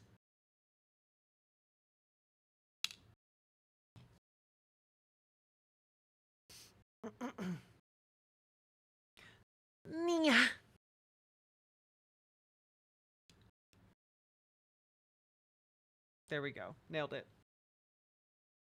Predictions. I defer to him. I think he's wrong on a lot of his fact assessments in the granular scope of things, but he makes a lot of points that are correct. So we actually had this debate. I think it was. You don't have to apologize. Was it last week actually on Civil War, conflict, and What was that? People can redeem channel points over on Twitch to make me do noises. crisis. And one of the things I have to bring up is people try and look at the 1861 Civil War as if we must follow that trend for Civil War to occur, when in fact it's rare that you actually get Civil War. What would you do to stop this Civil War? Tell people not to do it, to go out and vote, to God. believe in the system, to vote for who you think is going. Just don't do a Civil War, guys. Whatever you do, just don't do the Civil War. All right? Like, I see you guys are all lining up in your uniforms, and you have your M1 grands. But have you considered the path of pacifism? Have you considered that path? Just don't do it. Just say no to war, guys. Just say no. Going to help bring accountability to this country, Do you think denounce and there's no reject difference violence. in terms of the parties as to which one could bring about that could bring about a civil war? I think both do you parties think hold that the it's- potential for it. Do you think that like Kamala Harris would, Takes two to tango. well, actually, it takes two to tango because a tango is a very intricate dance, but it doesn't take two people to start a war. Sam's like, well, it actually takes two people to tango because it's a incredibly vibrant and beautiful form of cultural expression. I mean, It does. no, it doesn't. I mean, What do you mean? well, it doesn't take two people to start a war. So if country A invades country B, but country B just surrenders immediately, there's no war. Well, obviously, people War is a fight. pushing. Yeah, I mean, I it guess in could that- be more than two, like Syria, for instance. I think there was like 12 factions in the, You're a in the syndicate, and initial. thank you Well, for the tango, additional both $5 dono. parties I very are much like appreciate it. engaged in the dance. But the fact of the matter is that you can go in and yes, you can invade. It's war, even if they surrender after people getting shot. Do you think that like Kamala Harris? Let me put it this way: who's more likely to bring out the military against the city between Harris and Trump? Trump didn't do it in 2020. I don't know if I have a good answer. You don't have an opinion on this? I don't know if I have a good enough answer to say. Well, I'll take whatever answer you. I mean, you don't When have Trump an was opinion. Presented with national riots, he did not invoke the Insurrection Act. He didn't send out the military. I'm not confident he has He tried to. the strength, and I don't mean that in a positive way. Who would be like more the inclined to guts. do it? I can't answer that. I don't know. You don't have an opinion on it. I mean, I think it's bait to be like Trump's the authoritarian, therefore he would, when he didn't do it. So the Democrats didn't do it at the Capitol. Trump didn't do it at the Capitol. Trump didn't do it in 2020. The National Guard was deployed by Democrats during the Ferguson riots. Could I make the argument that Democrats are more likely for that reason? I honestly have no idea. Would you make that I honestly have no idea. Would you? argument? I wouldn't. I'd say there's pros and cons. Oh, okay, then I guess you have some idea. If you're then saying I wouldn't do it, then you have some idea. To make a guess as to who you think would be more likely to bring out the National Guard or invoke the Insurrection Act. Honestly, I don't know. What I will say is, it doesn't matter what you think is true. And Mark Milley apparently, no, I don't know. Well, so- Mark Milley is someone that you would trust, but he basically said that Trump told him to just shoot the rioters. I mean, Hillary Clinton said, "We came, we saw, he died. Why don't you drone strike Julian Assange?" So Barack Obama killed Abdul Rahman al-Awlaki. Wait. Yeah, no. I agree that Obama, those drone strikes were very problematic, but that's different than saying we're going it's to not- willy-nilly fire into protesters. What I'm pointing out is that I'm not going to tell you your I'm just a mirror to the system, man. I'm just pointing it out. opinions are wrong and you should not have them. That's not the point of what I'm getting at with Civil War. My point is you believe them. and you are allowed to believe them. And that's fine by me. What he's getting at with Civil War is Captain America, Civil War. I'm just curious as to who you think. I mean, don't if you trust think any that of there's these going people. to be a civil war or that there's a big potential for it, you don't see there's no difference between Trump and Harris as to the likelihood of a civil war or who would start this war. You don't, there's In just 2020, Democrats held a war game, as reported by the Boston Globe. Are you familiar with this? Where Podesta and others, neocons, had come together. in 2020. Before the 2020 election, they held a war game, as reported by the New York Times and the Boston Globe. Does Tim Pool not know that the war games are held to explore all kinds of scenarios, including zombie apocalypse? Where they said, in the event Trump the event Trump wins, we should advocate for West Coast states to secede from the Union. In 2020. Yes. In 2020, before the election took place, a war game was held by prominent neoconservatives and Democrats, including John Podesta. Oh, so you mean like a bunch of people who are out of government went Two dads kissing. What do you mean I don't have my weights on me? They're right there. I just missed the 5 arm curls. I'll be right there. I'll be right back.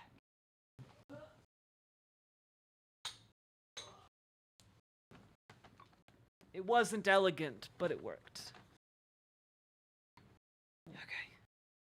1, 2, 3, 4, 5.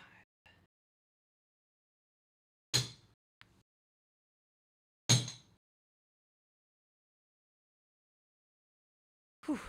Chad is training you for Civil War? That's right. Gonna be strong. into a room and working out. on the Hey, campaign sweet and said, mitts. what happens if Trump wins? And one of the proposals was, Did the U.S. government actually have a war game for the zombie apocalypse? Yeah, I'm pretty sure. Here. U.S. government war game zombies. Okay.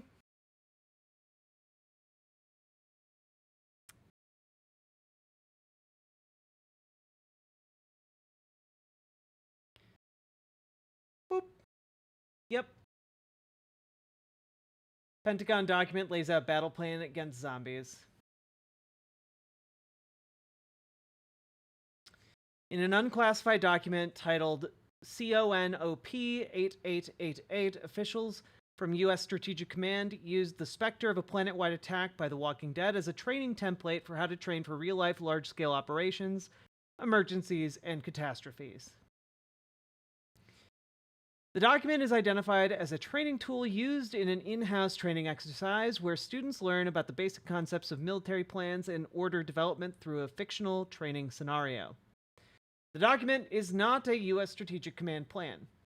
Nevertheless, the preparation and thoroughness exhibited by the Pentagon for how to prepare for a scenario in which Americans are about to be overrun by flesh-eating invaders is quite impressive.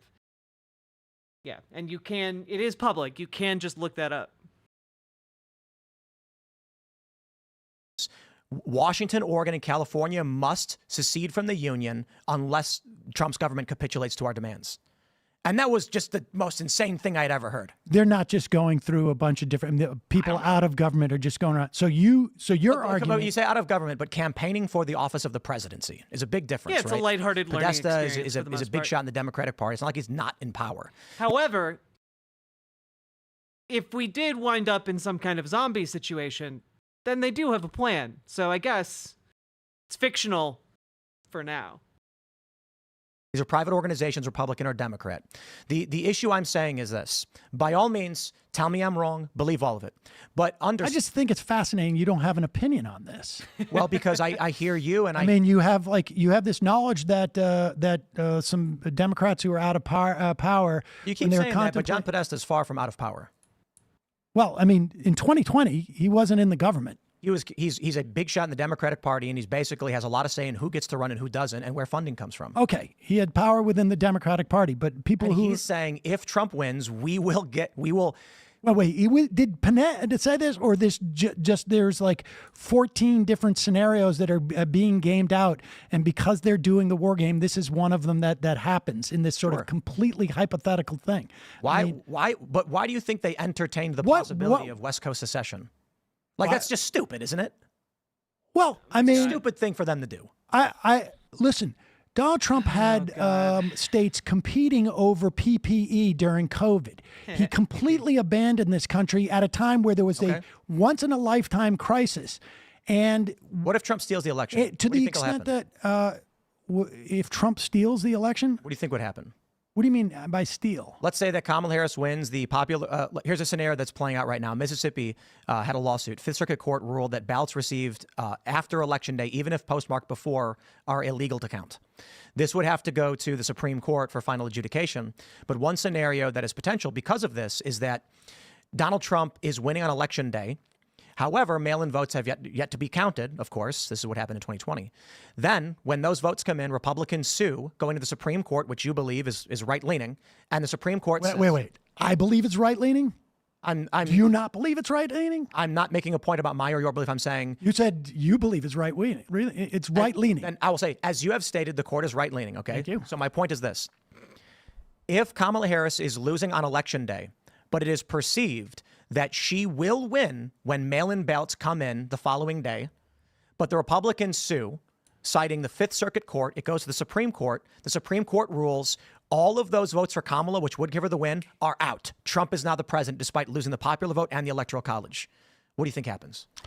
Well, we have a model for this.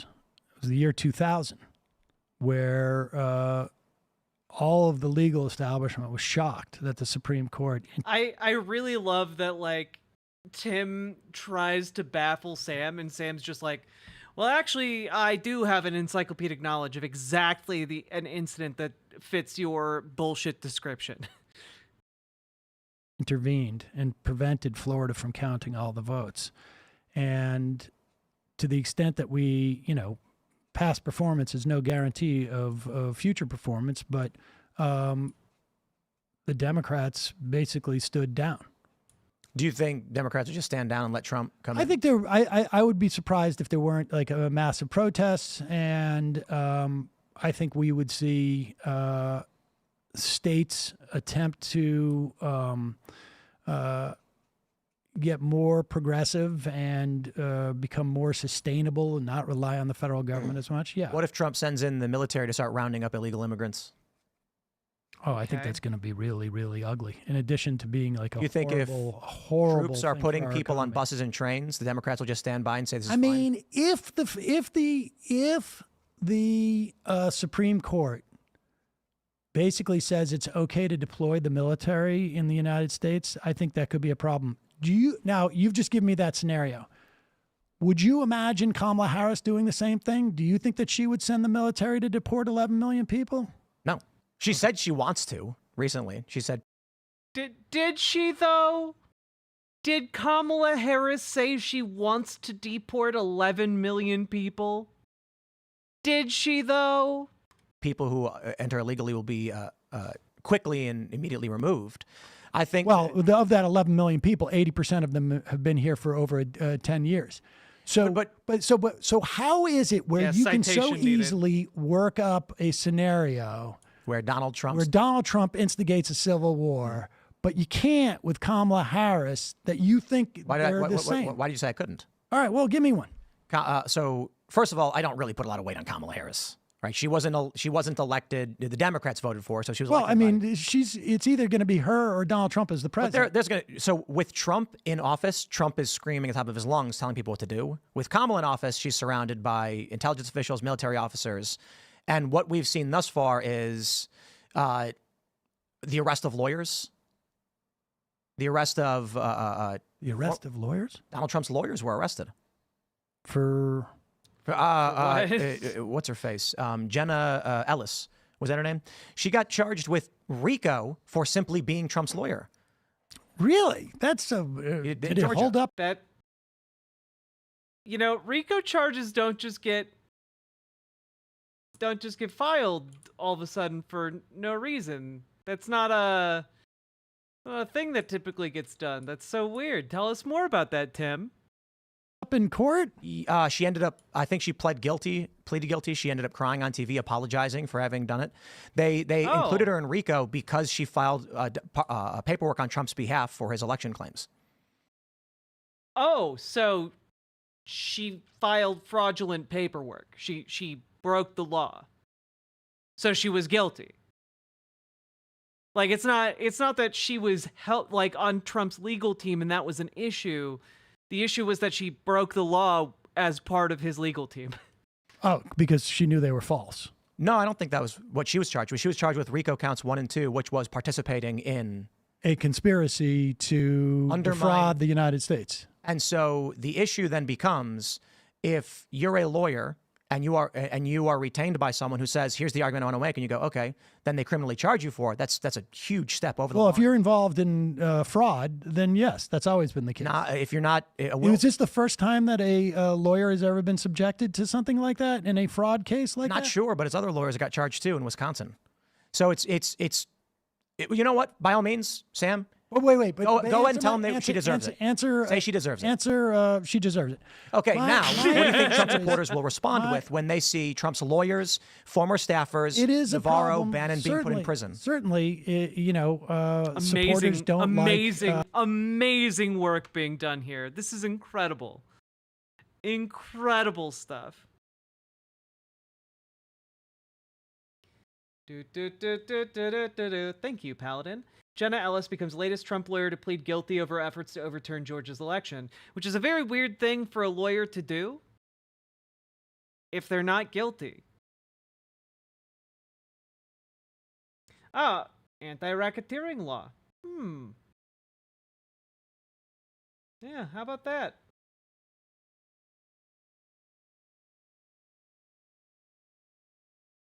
What I did not do, but should have done, Your Honor, was to make sure that the facts the other lawyers alleged to be true were in fact true.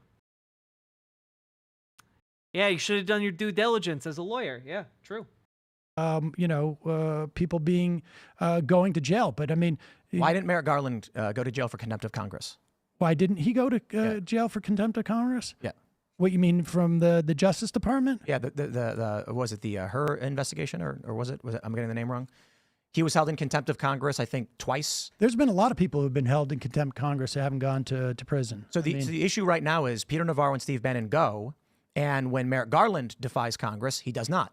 I think government officials probably get away with this more because we had we had members of Congress who also. That is a fine argument. But wait. It's a fine argument. But we're getting off the original question was. And the question is, do you think Trump supporters are going to accept this as true, that it's just government officials getting. I don't know. I've seen Trump supporters believe a lot of very strange things, like John F. Kennedy is in the Junior is in the audience. That is the magazine. Yeah, I mean, so I have no idea how to predict. But again, the question I ask: do you think can you come up with a scenario where Harris instigates a civil war in the way that you talked about with Trump doing it? The Harris administration, yes. Okay, and let me hear it. The expansive arrest and prosecution of Donald Trump, his supporters, and those associated with his movement. Well, Bannon went to jail and Navarro went to jail, and there was no civil war. Why would that right now, as an election is looming? So another example would be, let's say Donald Trump actually is losing on election day, and votes are going to come in, and they sue and get his votes disqualified. Or how about this? And you keep saying Harris. Democrats don't do that. But Democrats don't challenge elections? No, they challenge elections, but I mean, Democrats don't disenfranchise. Republicans have an extensive history of that. So the factor right now is what we are seeing with the current political establishment.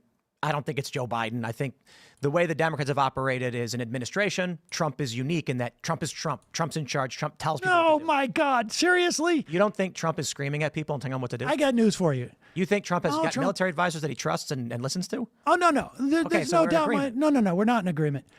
Donald Trump is going to outsource so much of all his picks were picked by the Heritage Foundation for the Supreme Court. There is a huge between Russell Vogt, who was not only one of the architects of Project 2025, but he was also the chair of the Republican Platform Committee. They have outlined their entire program to dismantle the administrative state. Donald Trump is not going to get involved in the micro parts of that. They're going to destroy the administrative state, like Steve Bannon said that he wanted to do at CPAC 5 or 8 years ago, whenever it was. And this time around, they've got a very laid out, meticulous plan to do it. They have binders full of women, Sam. Binders full of women. Of people that they plan to hire to carry this out. And they're going to dismantle. That was a deep politics cut for you, politics people. The administrative state. I agree. And all Donald Trump wants to make sure is he doesn't go to jail. So there's two potentialities, and we'll keep them simple. Do you think that Trump supporters, his fans, his administration, the people you've just mentioned, will just let the Democrats take over and put him in jail and do the things they want to do? Well, I don't think Democrats are just going to put him in jail. I'm not saying. I mean, I think will he let them for whatever reason? Let's say he's like legitimately convicted of a crime. Do you think he's going to let him do it? What do you mean? Let who do what? Do you think in the event Democrats win, Trump supporters will just say, okay, we lost? Yeah, I think a lot of them will. Yeah, the vast, overwhelming majority of them will. Hey, Tipster, how you doing?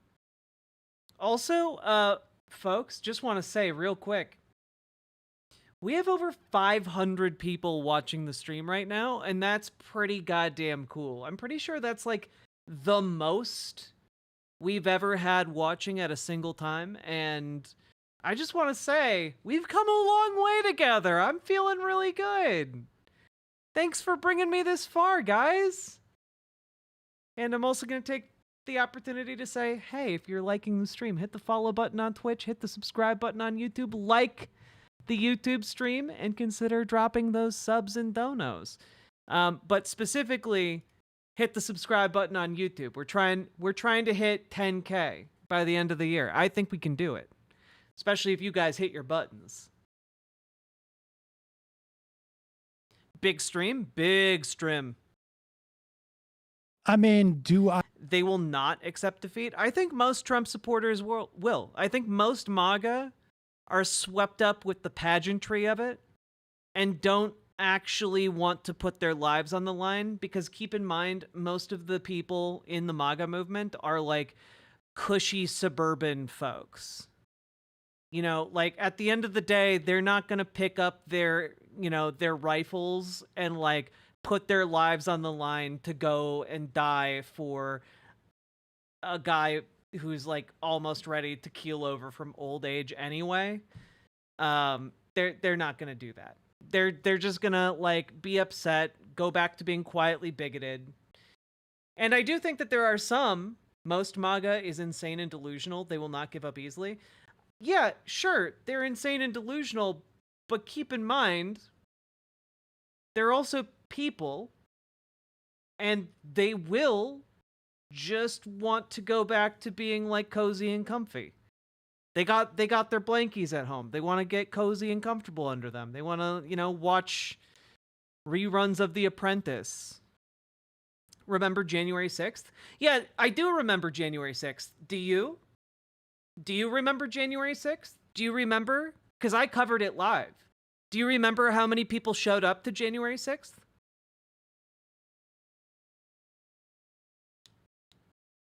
Do you? Yes, I do. Yeah, how many was it? Let's walk down this line. Let's do it. Over 2,000. That's right. How many people vote Republican?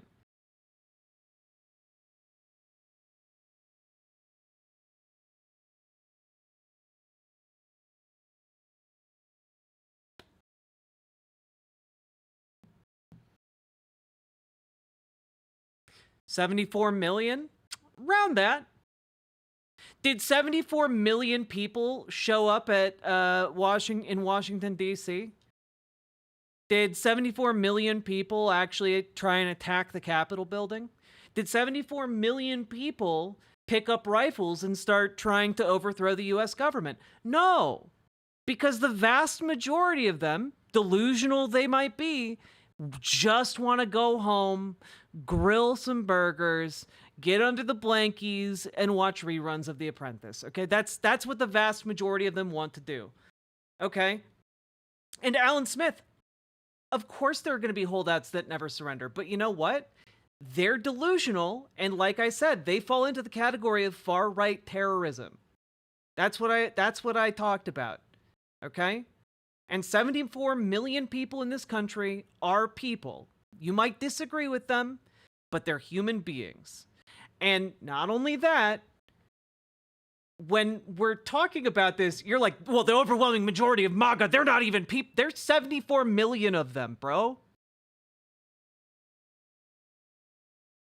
Like, you can't sell out your leftist principles so cheaply that you dehumanize 74 million people. Like, do your principles mean nothing to you?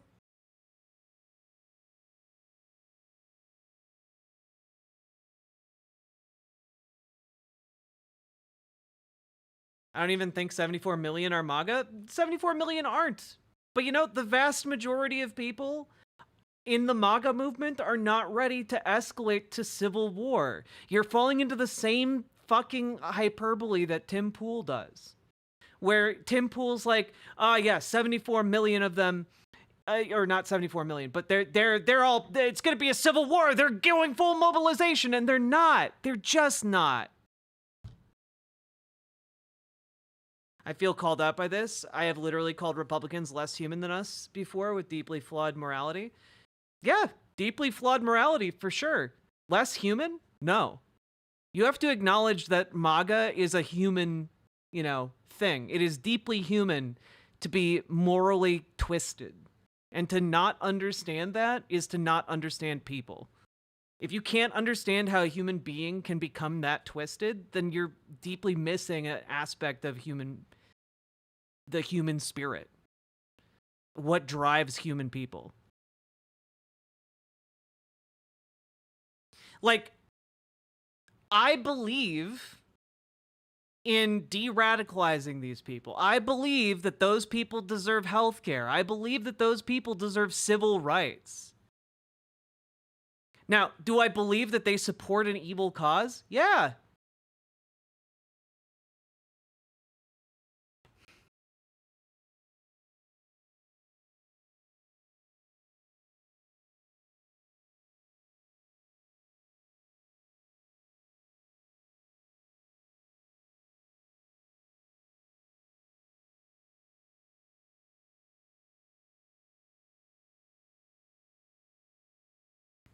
And you know what? Do you guys want to know what I think de-radicalizes those people? It's when they go home and live their lives and they're not being like led around in like a crazy circus of like hyperbolic freaks in the Republican Party who are preying on them and using them. They're useful idiots.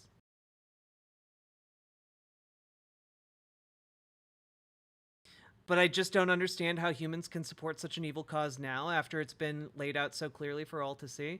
Well, that's because you are kind of conceiving of human beings as rational creatures.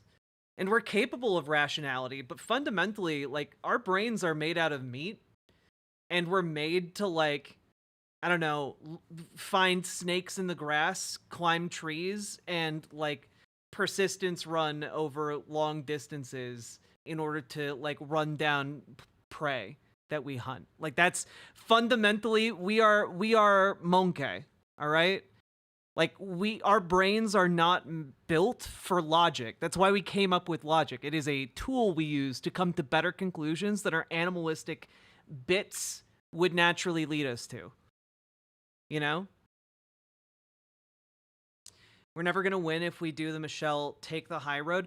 Okay, Alan Smith. Are you advocating for just killing them? Do we kill them all? What are you advocating? You want us to kill 75 million people? Because originally you were like, well, there were only 2,000 at January 6th. but all 75 million. No, I'm not. Okay. Okay. Then what do you mean? What we go high in what way? In what way am I advocating a we go high mentality? Articulate it, motherfucker. Like, I'm sorry if me saying you need to recognize the basic humanity of other human beings is to you saying go high. To be Q would do stupid stuff, but not Civil War level stupid stuff. From Caracal. Yeah, Caracal, like it's not that hard to wrap your head around what I'm saying. It's just like, yeah, are some people going to commit acts of violence? Absolutely. Do people commit acts of violence every day in the name of all kinds of ideologies? Also, absolutely. You know what happens to them? They get arrested and dealt with by our criminal justice system, however imperfectly. Trump supporters are like Wehrmacht soldiers. They're not SS. The leadership of the Republican Party is the SS. They're the fascist conscripts. So then what part about me saying treat them as human beings and recognize their humanity lest you repeat their mistakes is difficult for you to understand? What part of that to you is like a, oh, we go high mentality? What part of that? What part of that? Explain. Articulate it. And I want you to answer my exact question because I'm starting to get fucking pissed off.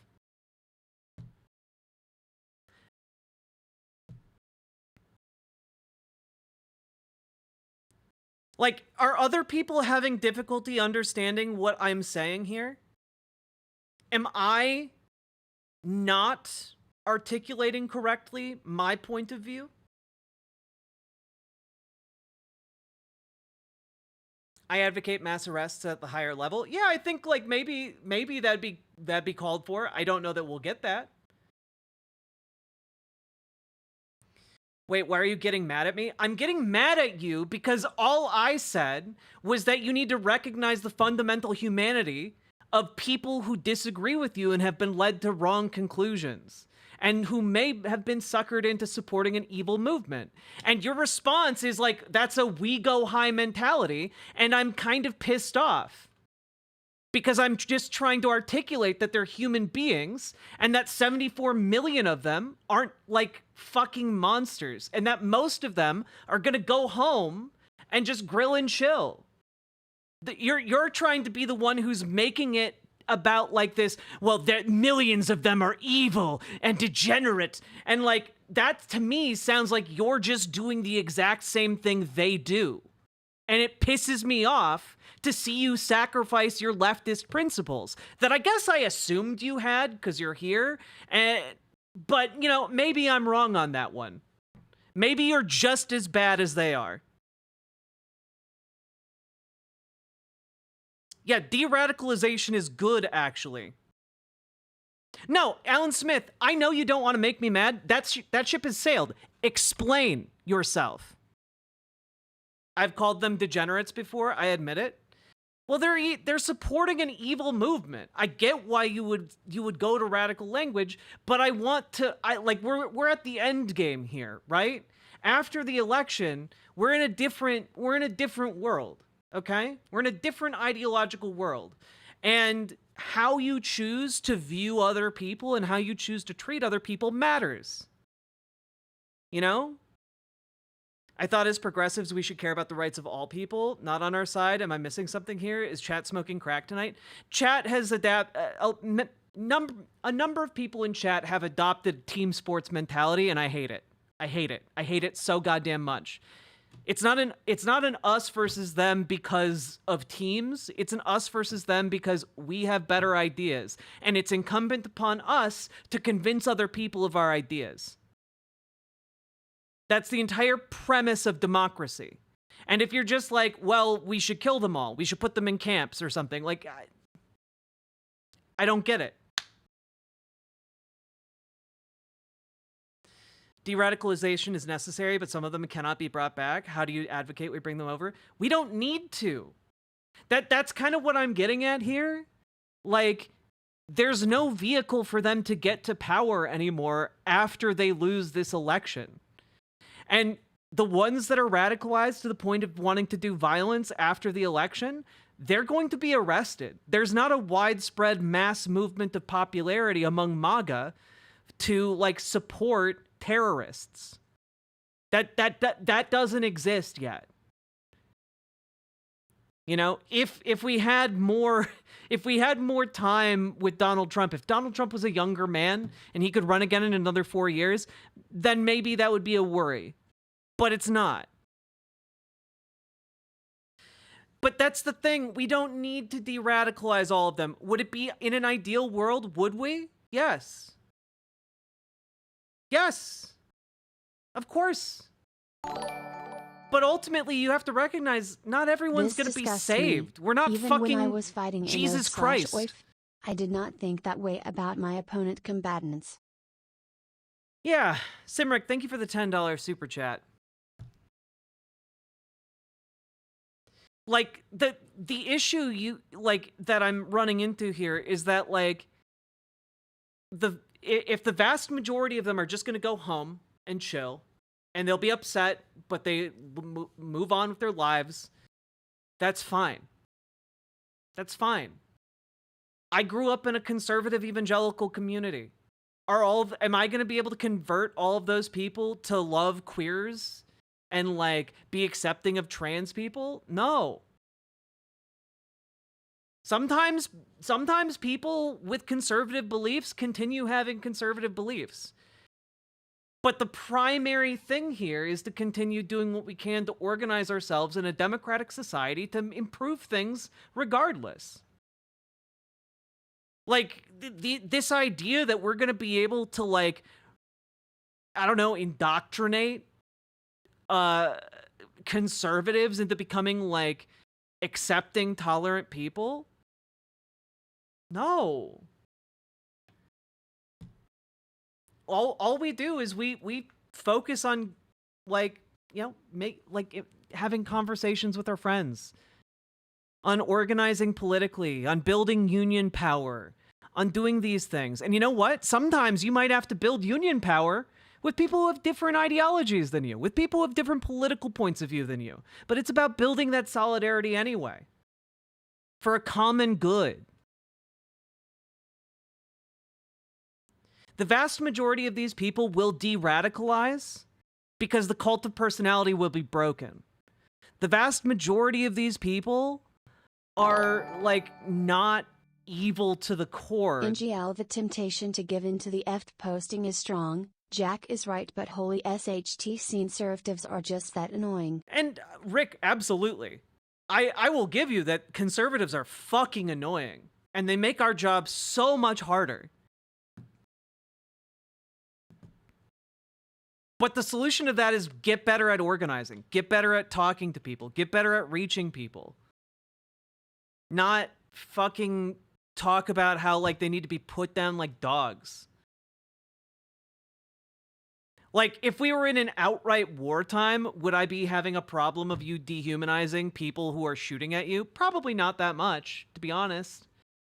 But we're not in that, so don't adopt that mentality. Can we look forward to a future where the Republican Party is no longer politically viable? I dream of it. We might achieve it with this election. We'll see. Like, they're basically broke. If Kamala Harris wins in a pretty gigantic sweep, like, Trump can't run in another 4 years. They have no successor to Trump. His family controls the RNC and will probably keep leeching off of it for the rest of their lives.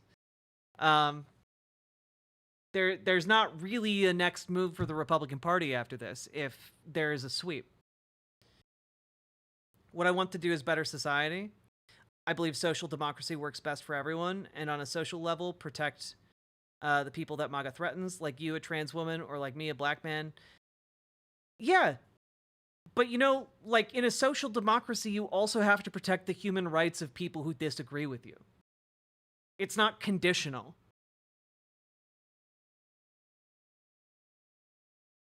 Or rather, it is conditional, but those conditions apply to all of us, not just the people you agree with. You know?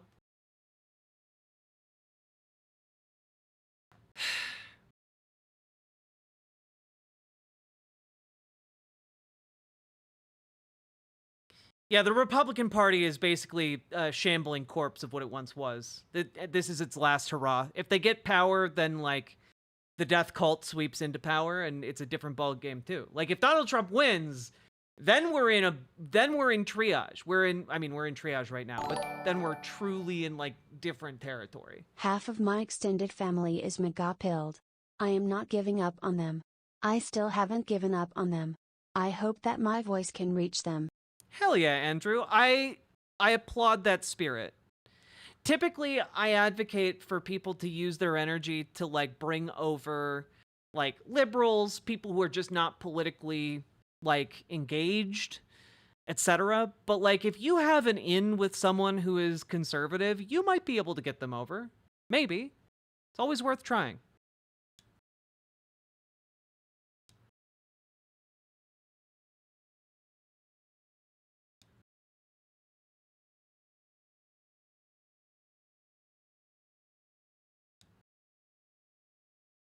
Yeah, tiny purple fishes too. It's a big trigger for me. Teamsters type of work generally isn't like working in the audio industry. They work more like independent contract labor. True. Because Teamsters include like truck drivers, right?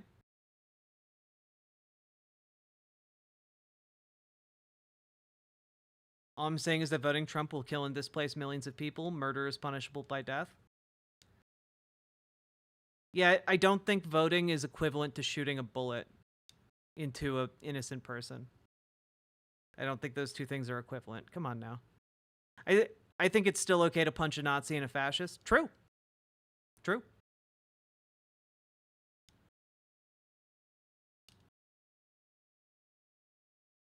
It's the logical terminus of the course they charted 55 years ago. Yeah, but you understand, like, it's a fascistic death cult, right? So, like, that applies to their political, like, vehicle as well. Like, the terminus of their ideology is a shambling corpse. Like, I don't think it survives this election.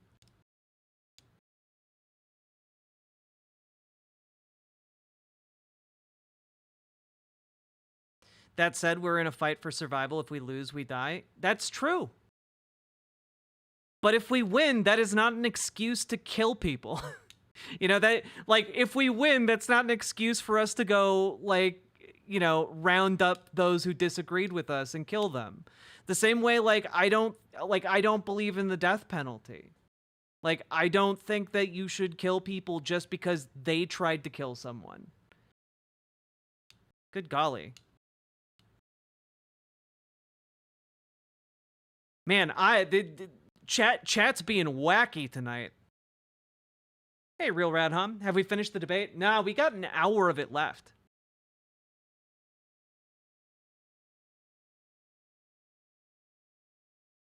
Think there's a fair case the GOP doesn't survive this election, win or lose? Well, yeah. But I think if it wins, it morphs into something more powerful and more terrible. And if it loses, it just fades away. The worst part is yet to come? Oh my god.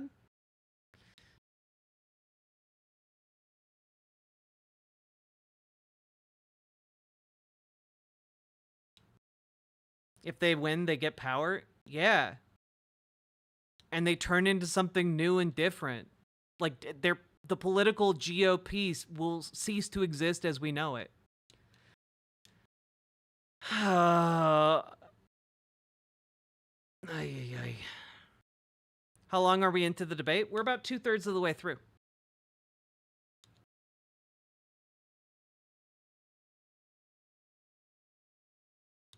The GOP needs to be ousted from prominence? Yeah, with an electoral victory. That's what we need right now.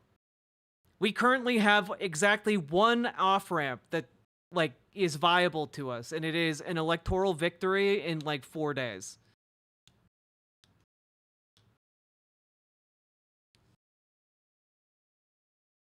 Okay.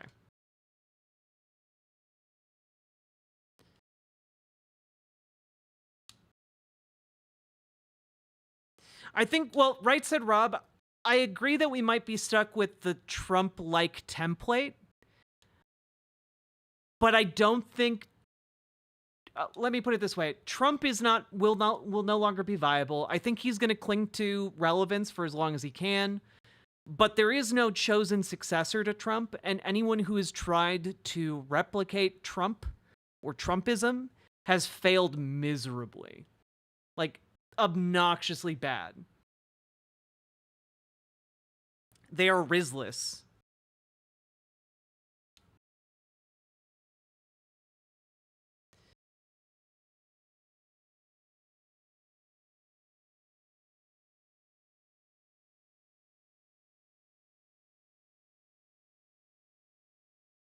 But that's the thing, Brianna Huffman.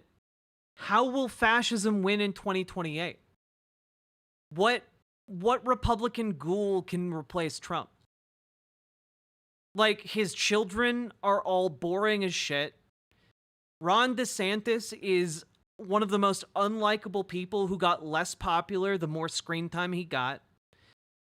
Even Nikki Haley, like, couldn't energize the base because the entire movement is built upon, like, hatred of women. So, like, there's no one. There's no one. There are people with delusions. But, like, Ron DeSantis, like, literally, the more Republicans saw him, the less they liked him. Tucker Carlson, maybe. But I think that if Tucker Carlson had the juice to be president, he would have taken his Fox News audience with him when he left. And he wasn't even able to do that.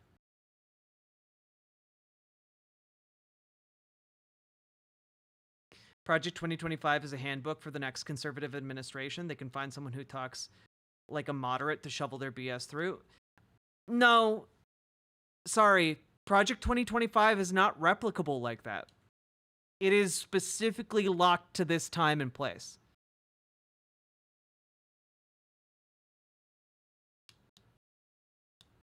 Tulsi Gabbard. Again, the MAGA movement fucking hates women. It's why their last pitch was like, control your wives, men, and get out and vote because we're losing in the early voting. Like, that's their last pitch. That's it. I've extensively researched the potential challengers for 2028. They got nothing. Yeah, Dragonfly, like, I'm in your camp here. I don't think there's anyone left. Marjorie Taylor Greene, again, they all hate women. They hate women. They like women who perform for them like dancing monkeys. They don't like women who are actually trying to be in positions of power. Women are props to the conservative movement.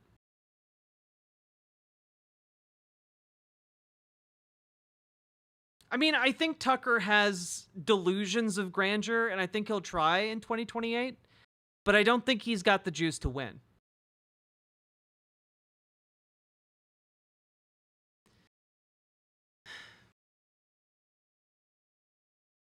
They would have to revert to liberal conservatism, which I don't think they're going to do. Like, this is the thing. I think, like, for all intents and purposes, like, they've entered the death cult of their political party. I don't think there is a realignment for the conservative movement in America. I think they're going to have to, like, suffer a complete party collapse, and then it's going to reform under a third party. Maybe the Libertarian Party. I don't know.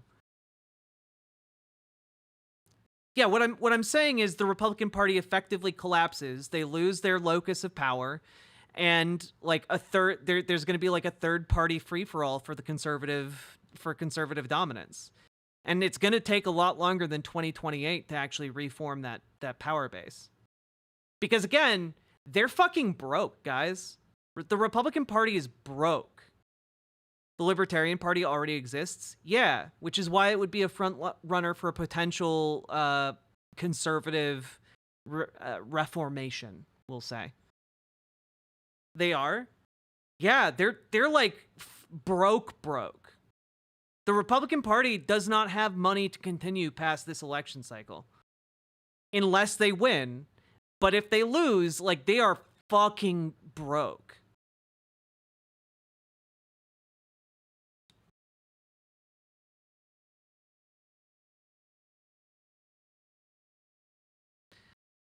Yeah, like, Donald Trump has basically bled the entire party dry.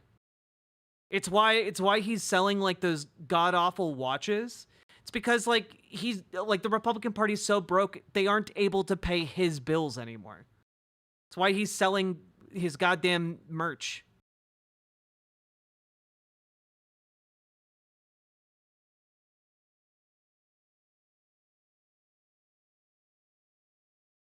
Yeah, exactly, Real Rad Hum. Like the base, like it's a cult of personality, and once you take away the cult leader, like they've got nothing.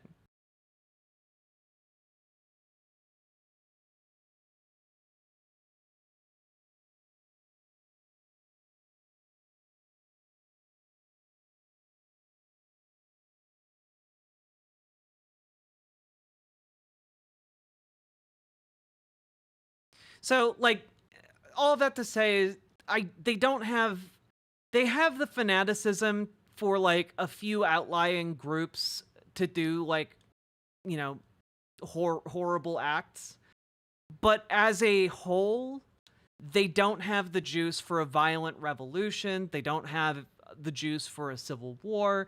They don't have the stomach for it. And again, most of them are suburban middle class, like wine moms and dads, you know? They're not actually out to do a revolution. They wanted to put Trump in power and then passively watch the apparatuses of government bend to his dictatorial will and like just watch like the horrors unfold on their television with, you know, evil glee. But like if that doesn't come to pass, then they'll be disappointed, but they'll turn the television on to something else. You know? That's the vast majority of Trump supporters right there. Champagne fascism? Kind of. Remember, a lot of donations that you think normally go to the RNC end up in Trump's victory fund or the Trump re-election fund. It's all slush funds for him. True.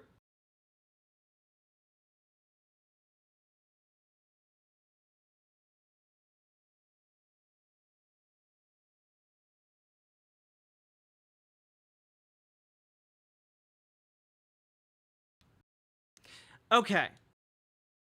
I'm glad we talked through that. I'm feeling much less angry. And I feel like we're by and large on the same page again.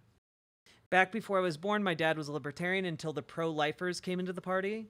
No bodily autonomy is anti-libertarian values, and my dad forever became a Dem instead. Extreme right wings flooded the Libertarian Party. Makes complete sense. Yeah, I mean, the libertarianism as it is codified in like mainstream kind of Ayn Randian libertarianism in the United States. That's what, you know, I think that they are probably the forerunners and have like the organizational structure, as well as the messaging to like have a rebirth of conservative values around like a more libertarian ethos. But I also think they're going to be hobbled by the fact that libertarians are inept as hell.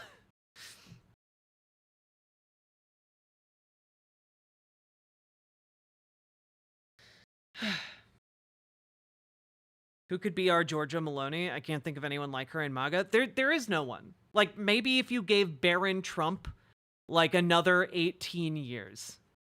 Like, I'm pretty sure he's, like, 18 years old. Maybe if you gave him 18 years and he wound up also being a fascist. Maybe. But other than that, like, Eric Trump, Jared Kushner, Don Jr., these guys are not able to do what Trump does.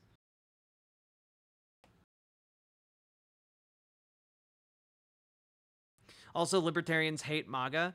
Well, yeah, but it wouldn't be like the GOP formally approaching the Libertarian Party. It would just be like the people who currently vote MAGA drifting to the Libertarian Party as the Libertarian Party swoops in to try and woo their votes.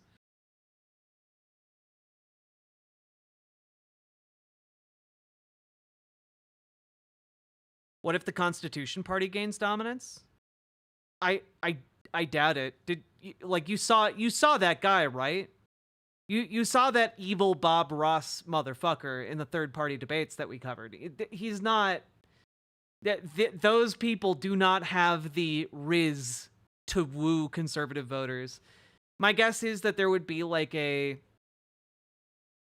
several new conservative parties that form and then try to like build a coalition type of thing. And it would probably be spearheaded by the Libertarian Party. But that's, you know, that's their business. We'll see what winds up happening, you know.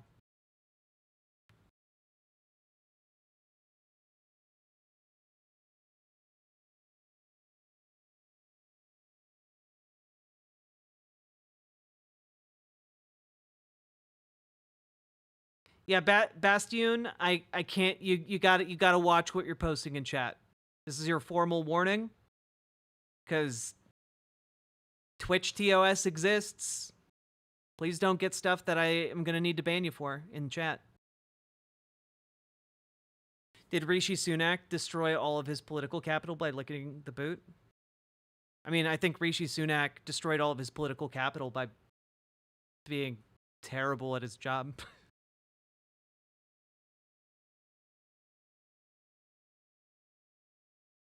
My cousin was talking about being a libertarian, and I explained the pro-lifers of the past and the current day pedos moving into it. That one conversation made her rethink what party to align herself with. That's awesome. Good job.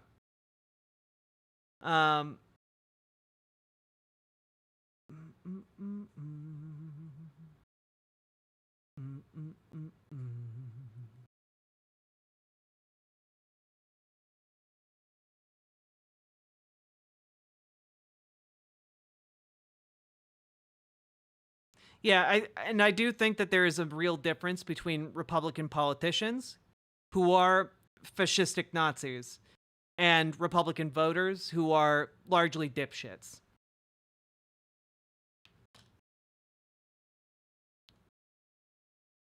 Yeah, Nikki Haley is like a relic of a bygone age of conservatism.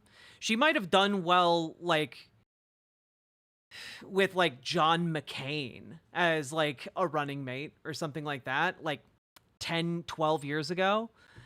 She might have done okay in Republican circles. Now she's inoperable. Like, she can't function, you know? Axe Daddy, thank you for subscribing over on Twitch. Just using my Bezos bucks for my queen. Thank you. We're good, right? Of course we're good, Alan Smith.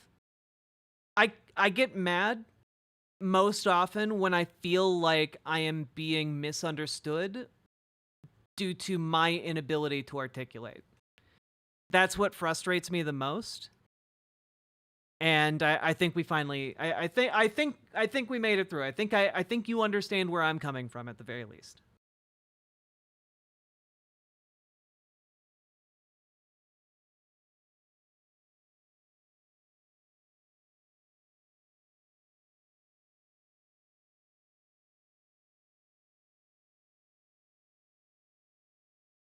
Can't people be such dipshits that they don't realize that they are fascists? Like, doesn't voting for a fascist kind of make you a fascist? Maybe, but I think there's a difference between a fascist of convenience and an ideological fascist, if that makes sense. I think let me put it this way. I think Republican politicians are ideologically fascist in a way that most Republican voters aren't. Where, like, if you were to take aside a random Republican voter chosen at random and like describe fascist, like the fascist policies, they would be like, oh, I don't support that. The kind of the same way where if you describe Medicare for all to people without the term Medicare for all, they're like, actually, that sounds really great. A lot of it is branding. A lot of it really does come down to branding that they're just going along with. And so I think it's more accurate to think of them as useful idiots for fascism rather than actually fascist themselves.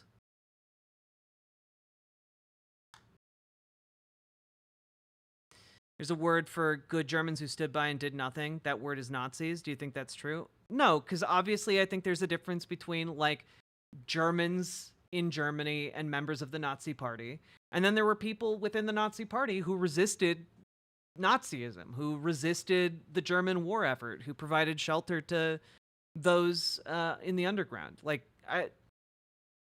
it's more like the world. Let me put it this way: the world is more complicated than we want to simplify it to, in a lot of different ways when we're talking about human behavior.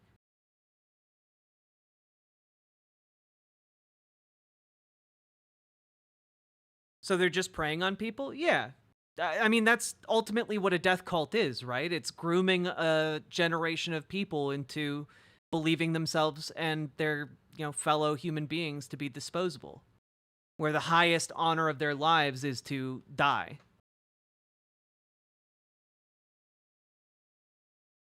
Good night, Jobertus Maximus. Get good sleep.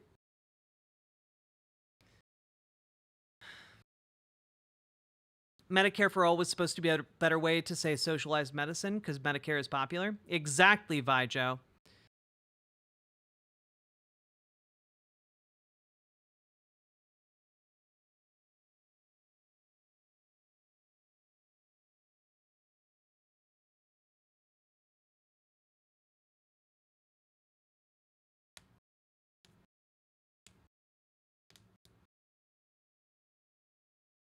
I legit felt that way as an alt-writer.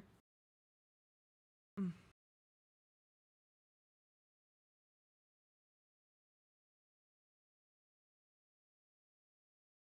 there's anything this election cycle drove home for me is that my dad has been an ideological fascist for decades. I grew up with him naming a lot of high-profile Democrats he thought should be executed for treason. Damn, Mr. Malachite.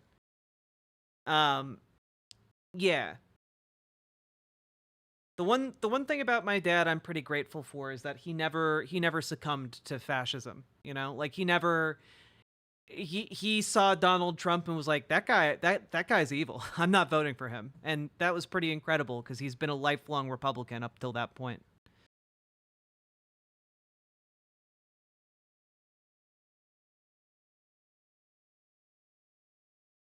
Like, I was literally looking for a place to die when I was an alt-writer. Yeah. I do hope, by the way, that a lot of you guys go and watch, if you missed the segment I did on Umberto Eco's Fascism. Your stream has been a great art buddy this Friday night. Zafre Fennec, thank you for the $5 super chat, and thank you for allowing me to be your company tonight. I hope a lot of you check out the video. It's not up on the YouTube yet, but of me going over fascism. Because I think it explains a lot about what fascism is. Like, a lot of people tend to be like, oh, fascism is just anything you don't like. And it's like, no, it has a specific meaning. Here is at least a baseline for us to work from. And I read the entire fascism essay and talk about how it applies in 2024. And I cut that part out of a much longer segment. And I think it's really, really good.